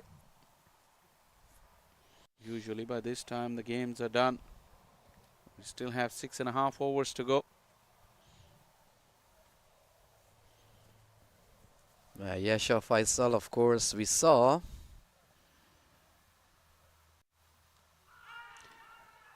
Yeah, batsman raises his bat, indicating that came off the bat.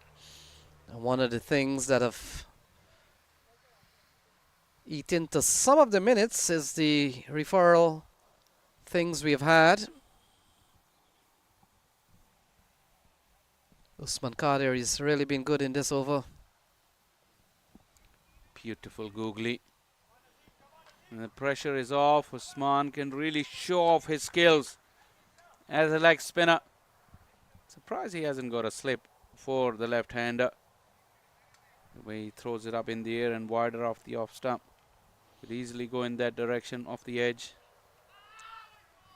Yeah, this is a bowling attack that has everything, Shaw Faisal. In fact, they've got two leggy in Aryan Satish and of course Kadir. The 14th over comes to a close. 78 for 8. One hard! One hard! TLFIRE. One hard. One fight. 8, 4, 6, show no mercy. One hard. One fight. We apply the pressure. One hard. One fight. We apply the pressure. One hard. One fight.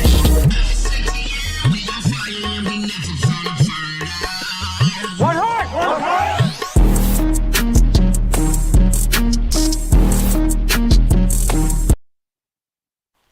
1 for 9 from Zia ul Haq, including that famous hat-trick that was spread across 2 games, different days. Started on the 10th of October, ended on the 11th of October. And you know what's surprising with that hat-trick, Shaw Faisal? There is a batsman. In fact, all the hat-trick involves the Seattle Thunderbolts, but there's a player, Mayura Lakshmikant. He was involved in all 3. Oh wow! Such an amazing. I've got to send an email to ask Stephen. He does reply after 5 months, sometimes 4 months, and ask him if that could be one of the a unique record for minor league. The fact is, the same team spread across. I mean, today we saw the Atlanta Fire being the 3rd victim from Zia ul Haq. But the fact is, Single player involved in 3 hat-tricks. Wow. Wow. Amazing. Here is Ilyas.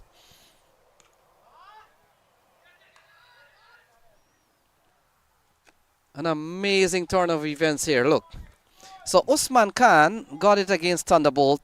He got the 3 wicket. Kartik Gadapalli, Aryan Desai, Mayura Lakshmikant. Pay attention to Mayura Lakshmikant.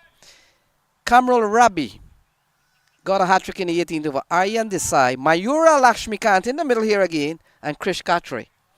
Today, Zia ul Haq yesterday finished up with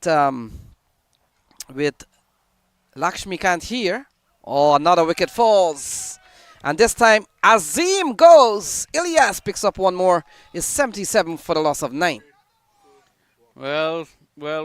Atlanta Fire are on the brink. Ilyas with another wicket. Azim showed him all his 3 stumps. And Ilyas says, thank you very much. That celebration told you everything. Look at how Azim went back and could barely reach the ball and swung at thin air as Ilyas celebrate. 77 for 9 Atlanta Fire. So, no. Who are these? No, I got this.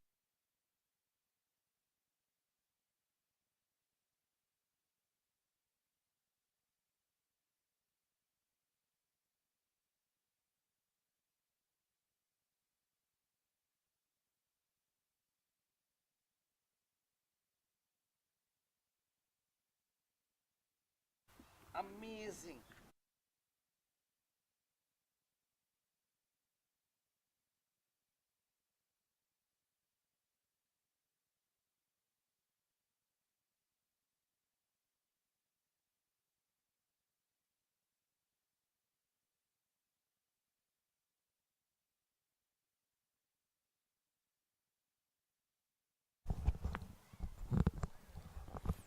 We're talking about hat tricks, and Kamrul Rabi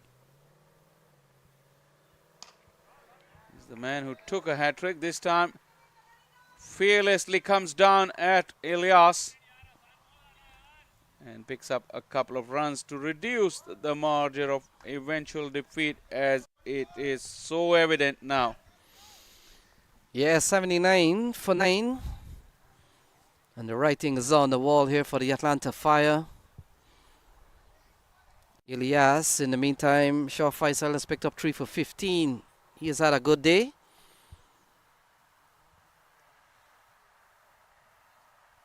Yeah, Kamrul allows one to go through. So we talked about Kamrul having been part of the couple of editions of the Global Super League played in Guyana. Rangpur Riders. And I think in one of the edition, I remember Shaw Faisal, the first one I did see Hassan Tariq there. Yeah, he's the owner of, he's the partner owner of Rangpur Riders as well, the team coming out of BPL, the Bangladesh Premier League.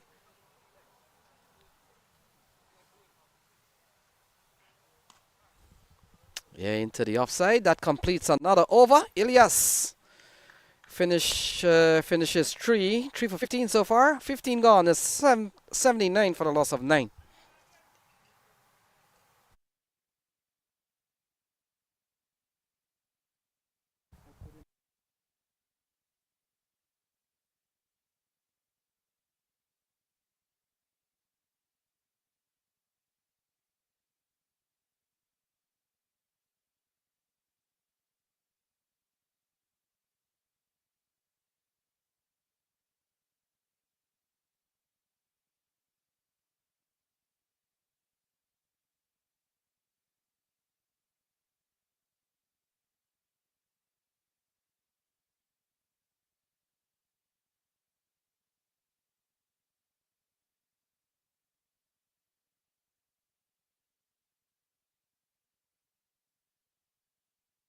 Usman Qadir.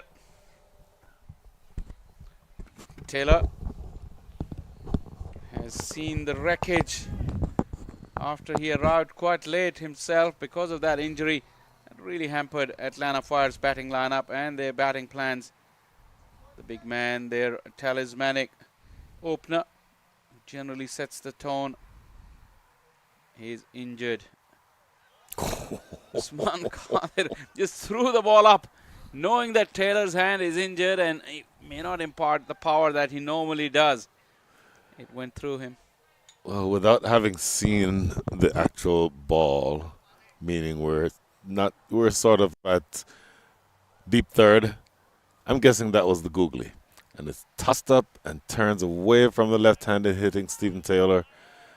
And a couple of runs, but boy, this is just all an exercise in futility at this point. Outright on its way. Even with one hand, Taylor can put away the full toss. Muted applause from the Atlanta Fire fans. Very muted applause. Full toss, that is literally one-handed, almost like an underhanded tennis serve, if you will. Very nonchalant. And they're almost at the halfway stage in terms of runs needed, if you can believe that. 27 balls remaining, 19.3 runs and over is what they need. And just one wicket in the shed. Usman Qadir looking to weave a web, continue to weave a web around the last rights being offered here by the Atlanta Fire. Goes around the wicket. And Googly from around the wicket. Beautifully bowled. That's just 6 runs from the over so far. Dot 2, 4, and dot. And oh, that was almost the end of the game, Shah Faisal, but Stephen Taylor gets 4. Well, Taylor showing what he's capable of despite the injury. So 4.4 and 10 of the over, including the 2 byes. Driven through the offside. This is essentially turning into, almost feels like a net session, Shah Faisal. It's all over but the shouting. Stephen Taylor having some time in the middle. I don't know that he needs it necessarily, but he's taking advantage of the opportunity to get some free runs at the bottom of the lineup. For a change, 11 runs coming from over number 16. 90 is on the board. The small matter of 82 needed in the next 24 balls, Shah Faisal. Yeah, those last 4 deliveries gave me the feeling of a good old test match when Usman bowled the googly around the wicket, Taylor leaving it alone. A cultured leave followed by a cultured cover drive and the little nudge into the gap. And no hustle for the second. Good old format of test cricket. We see everything in that format just at a slower pace, at a leisurely pace, and it for a lot longer period of time. Oh my goodness, yes. Nothing like good old test cricket. This says the 2 old guys. But as it relates to this match, this is going to be another over bowled here by Mohamed Ilyas. Mohamed Ilyas, brilliant fast bowler. You've seen his wares on display here so far this afternoon. Stephen Taylor in the air. And a couple of bounces over the infield. Yeah, impressive bowling performance from Mohammad Ilyas, as there's a little sloppiness is happening at the moment. I think Kingsman. Look at Stephen Taylor. Taylor wants another one. He loves batting. Even with the injury, he wants to continue to bat. He sees the funny part of it. There's no doubt about that. Yeah, talking about Ilyas, almost a man of the match contender. I think, well, I don't know why I said almost. Because he was the one, his spell really rocked the run chase. Contributions with the bat were shared around between Sharjeel, Saad Ali, Ramiz and Awazia. But Ilyas with the ball, that early burst really meant that the Atlanta Fire chase never got off the blocks. Early burst was critical. Well, when you take out the head of the snake, if you will. Mohamed Ilyas, clean bowls Lahir Malanta, clean bowls Rishi Pandey. I might have got the order wrong, but the idea is he took out the 2 openers, set the team back, and really Atlanta Fire never were able to get anything of substance generated towards a successful potential chase of this target. Yeah, absolutely. That was critical. And also, look at the amount of runs he's conceded. Nothing much came in that first spell either. So I think will be the favorite for that Player of the Match award. Oh, this is how good this is to see. Little kids running around the outfield. Kids running around the outfield. After all, that's what this whole thing is all about, Shah Faisal.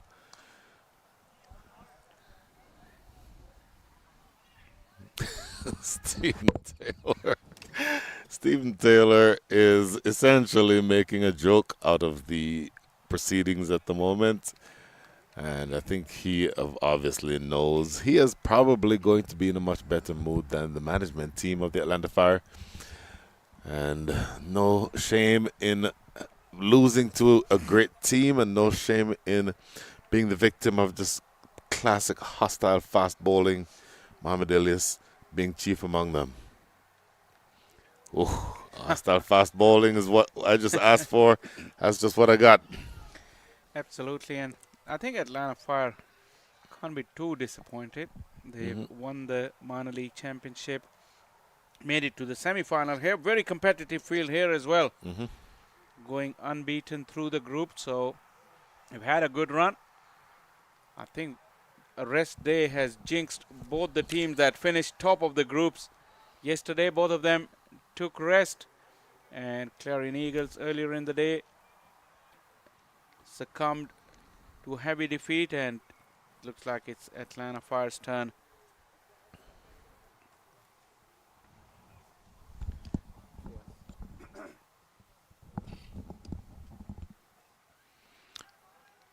Another bouncer.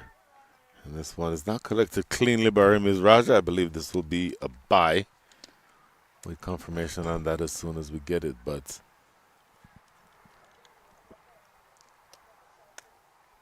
yep, there's a signal from umpire Denzel James. A bye brings up run number 97. One ball remaining here in over number 17. Stephen Taylor, 16 from 12. Kamrul Rabi, 3 from 6. One last chance for Ilyas to cap off his wonderful performance and get to his 4th wicket.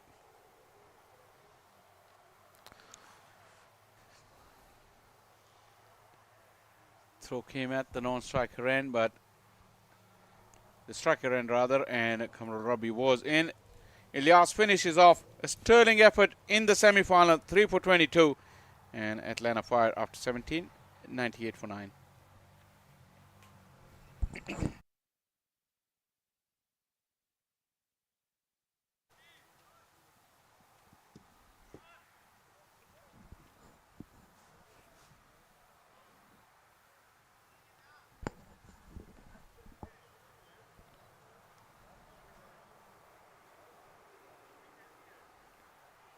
Taylor batting at number 8, 17 of 13 balls.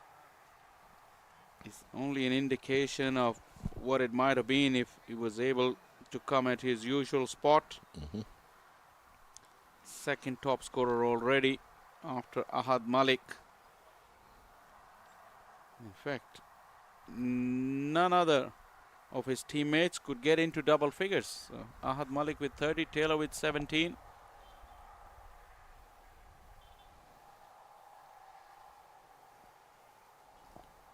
I can't believe if that is correct. Sliced away over the top. Should be a couple of runs here. Stephen Taylor settling in and turns down the opportunity for the 3rd. In fact, does not even look back at his partner. That double bringing up the 100. So maybe a very Pyrrhic milestone reached here for the Atlanta Fire. Pretty sure that they're going to go down here in the chase. Only 72 runs needed, or I should say 72 runs needed. Only 17 balls remaining. It's just going through the motions, you feel. Very much so. couple of other opportunities here.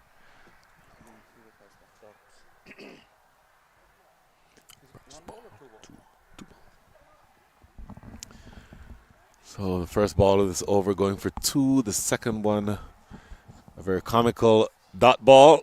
The ball traveled halfway around the park, but nobody choosing to take any additional runs here. Stephen Taylor, interestingly, and I was suggesting this about 10 overs ago, if you're going to have a wicket keeper who somebody else is on the park who can keep wicket, be good to save Ramiz Raja for tomorrow's final. I think it's pretty safe to assume that the Kingsmen will be the second team in the final here. And it's now going to be the form of the new keeper is going to be. Razak. Thank you. And thanks for the assist. Actually, you called it nice and early because Ramiz now has got a knock. That's why he's walking off. He's may have got a chipped finger again. Life of wicket-keeper. And it can happen anytime. Even in the contest, this game as a contest is over quite a while ago. Yep. But that injury, Ramiz will have to nurse it through the night and early morning to come back for the afternoon start of the final. I'm pretty sure he's tough. He'll do whatever patch-up is needed, but he's not going to want to miss that final. Maybe he won't keep Osama Razak.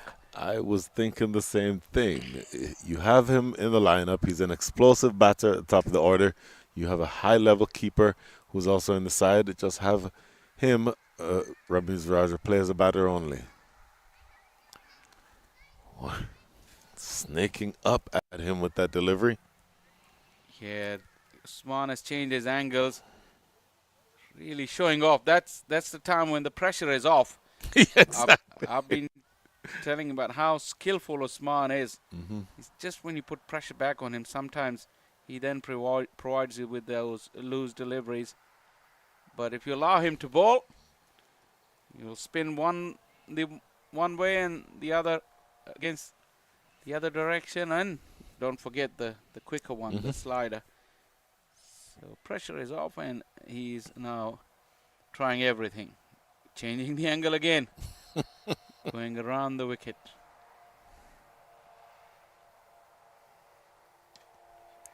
He's gone straight up, but lands safely. And Taylor didn't cross over for a single. Oh my goodness. Net practice at this stage is what it feels like. As we mentioned a second ago, all of the drama gone out of this game. For what it's worth, the required rate is almost 31. That's skied. Nobody, in fact, yes, there is somebody out there, but he needed to have been about 20 feet tall to be able to get that. That is a huge 6 over mid-wicket for Stephen Taylor. And Taylor not giving up the fight. Enjoying his knock. Once again, the hand coming off of the handle. Just relying on that top hand, which is well and good. Bottom hand, the left hand, is the one that is hurting.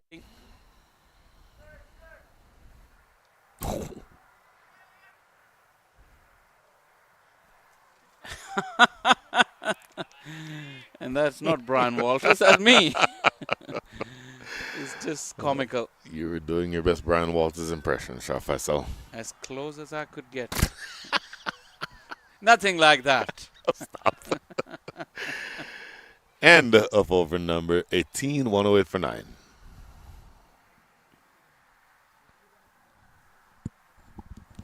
Akhtar Shah.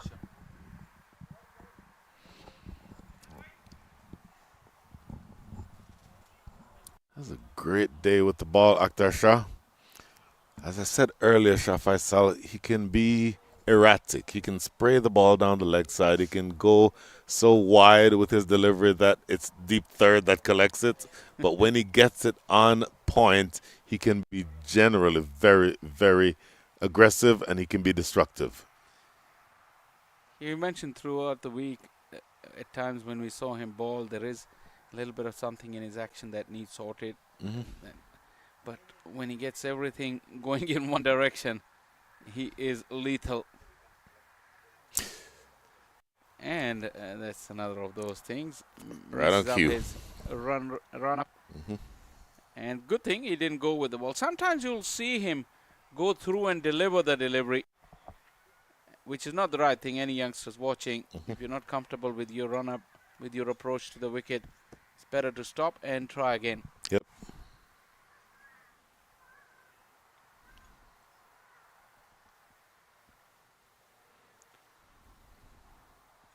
That is exactly what Brian Walters was talking about. I really like him. He's a young man. And again, earlier I guessed his age at about 23. I can stand to be corrected on that. But very, very pleasant. That doesn't count for anything necessary on the field, but very pleasant and very warm and engaging And then again, for me, when he gets it right on the field, he can be a fearsome weapon. We've seen evidence of this just today as well. The wickets that he took, he bowls fast, he bowls straight, like to target the stumps, and there's no better sight than a big fast bowler running in and knocking the stumps over. My goodness, yes. And you remember the last ball of his previous over, a snorter that sort of had Stephen Taylor jumping and fending. And for me, when he gets it in that area, that's when he's most dangerous. And also not to forget the ball that he produced to get Zishan Maqsood. It really cut and climbed on the left-hander. And he was beaten on the defensive shot off the back foot.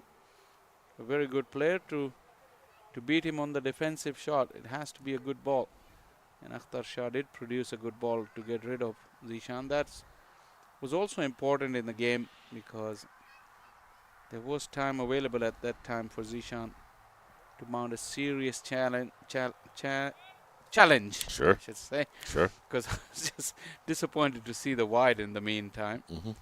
Akhtar Shah is really showing us every aspect of his game. Good, bad, and not so good. Good, bad, and the ugly. That's harsh. Good, bad, and not good. Quite so good. More fans in that area over there.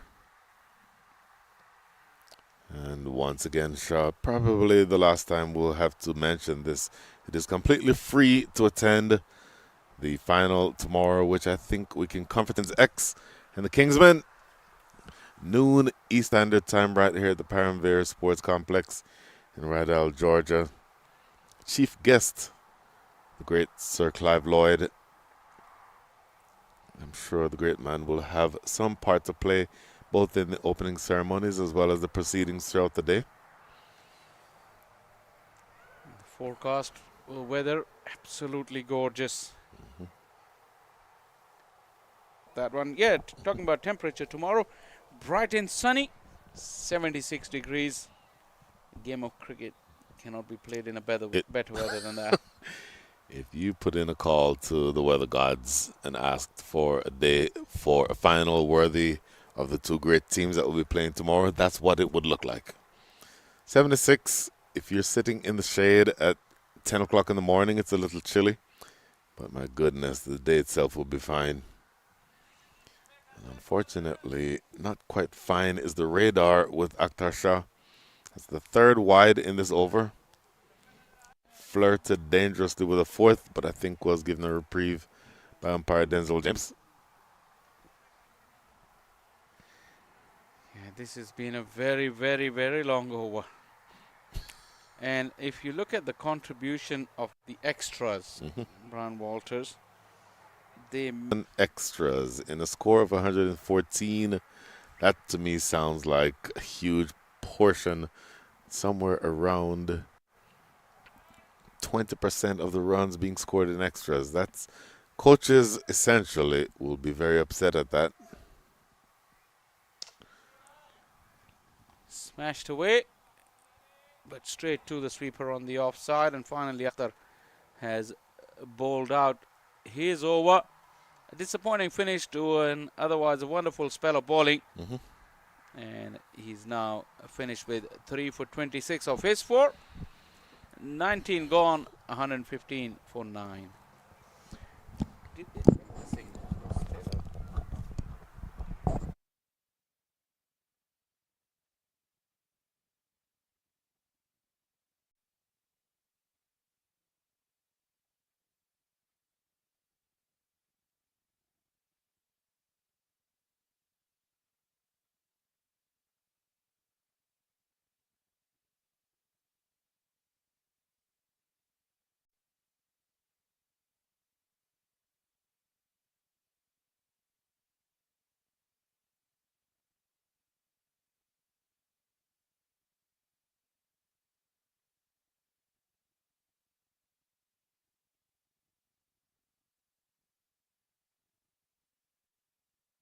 Aaron Satish will be bowling the last over. Did he get the googly in?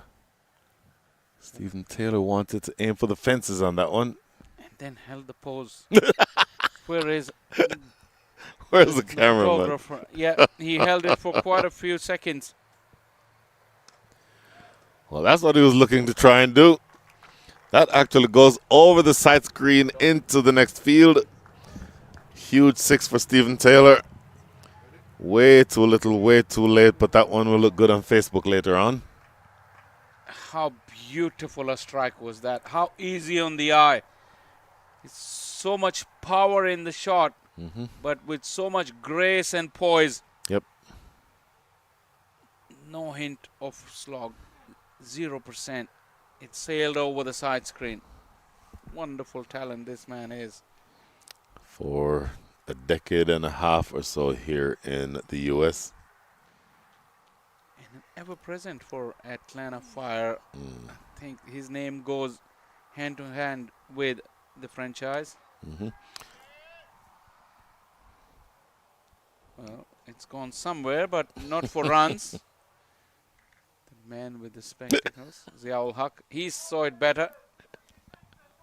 Need to get the address of the optician where he is going, because sun is getting low. I can't see that white ball anymore from a distance. So we're just going through the motions here, executing the last rights. Maybe this is an extended net session for Stephen Taylor to be ready to take his place in the top order in the final next year, maybe, because this is all but done. So interestingly, what Lenny Achabar mentioned about the hat-trick stat, that one person featured in all 3 hat-tricks in this tournament. The margin of victory in the first semi-final was 51 runs. And it is exactly the same. If it's a dot ball, both the semi-finals would have been won or lost by the margin of 51. Taylor is not bothered about the single. How about that? He heard you.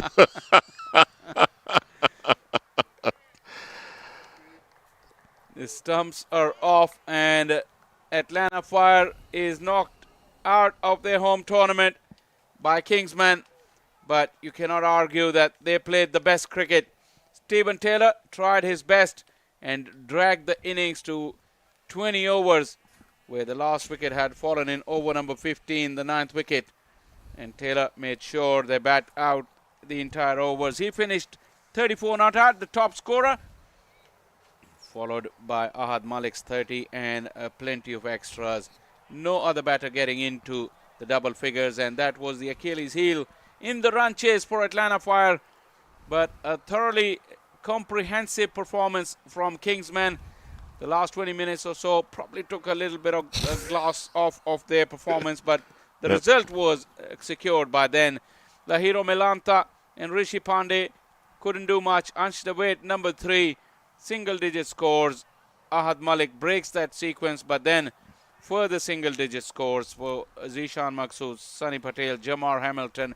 The heart of middle order was ripped out before Stephen Taylor came in and played a lone hand of 34 of 27 balls.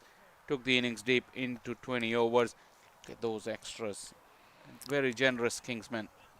You have extras be the 3rd leading scorer on the side, then you know you're in trouble as a bowling unit. Mohamed Ilyas, the batting unit rather. Mohamed Ilyas, I think, was aggressive. 4 overs, 3 for 22. Milind Kumar, economical. Ziaul Haq, first ball, getting that hat trick. And Hassan Khan doing what he does, 1 wicket and just 5 runs conceded in his 2 overs. And the run of ball stuff. Akhtar Shah, I thought, again, very good in terms of his aggression. Wants to clean up those wides, and he'll get it right. When he does that, he'll be a much better player than he is right now, and he's already very good. And then just 1 over at the end here from Akhtar Shah. So there's your summary. The Kingsmen, mostly from the bat of Saad Ali, 46 from 29. And it would have been Sharjeel Khan, 44 from 29. Ramiz Raj chipping in with 32 from 25. And a pretty solid victory for me because the Atlanta Fire not really able to mount much resistance. So I think you've seen all kinds of efforts from the Atlanta Fire, but ultimately falling short. The Kingsmen winning by 51 runs. You heard that Shah Faisal said that that's also the margin of victory in the other semifinals. So we'll be coming right now to the captain of the team for the Atlanta Fire, Sunny Patel. Thank you, Brian Walters. I'm with Sunny Patel, the captain of the losing team today in the semi-finals. Sunny Patel, they say you can't win it all. True. They actually, credit goes to Kingsman. They played better cricket than us in all the departments, so they deserve the win. All right, it's been a long time on the road. You've already captured a big one last Sunday, but a big performance again from the Atlanta Fire, but you came up short in the semi. Yeah, boys played very well throughout the tournament, even in minor league, and even in this tournament they gave a good effort. So I'm happy with the effort the team has put on. All right, final question. What went wrong for the Fire today? I think they played better cricket than us today. All right, so folks, there you have it. Thank you, Sunny Patel. Sunny Patel, the captain of the Atlanta Fire. I'll send it back up to the box. Shah Faisal and Brian Walters. Thank you very much, Lenny. Obviously, very disappointed, Sunny Patel. And they really didn't show up at the contest today. They started out a little cold, and Sharjeel Khan started the partnership. But this is the innings highlight, and it did not start well. Rishi Pandey and then Lahiru Milanta were taken down by Ilyas early doors. There was some resistance in between, but that only brief innings of substance came from Ahad Malik from the top four. He tried to keep the fight going, but he had no support. Punched away with the hat-trick for Ziaul Haq. Absolutely. There's your hat-trick ball. And then beyond that, you had a six. You had a couple moments of brilliance. But the wickets just kept falling. Look at this. Quicker wrapping him in front of the pad. Umpire says, yep, you're on your bike. Then the next delivery here, or the next highlight here, is Akhtar Shah. Big edge. Look at him celebrate once again. When he gets it right, he's such a good bowler. Shah Faisal. Yeah, and that's more evidence of that. Brilliant ball to get rid of a quality player. That's the best of all the balls he bowled today. Or even that. Jamar Hamilton. At that stage, the run rate was climbing. And when Shadley came in, it was pretty much a losing cause with Stephen Taylor out injured. This is a good catch. Well judged on the boundary and just went very high in the air, but all of a sudden you saw that, and then the Mohamed Ali is coming back to do what he did. A little bit of fun at the end, the 4 and a 6. That was the 4, the one-handed 4, and then this big 6 shot, Faisal, right over the top.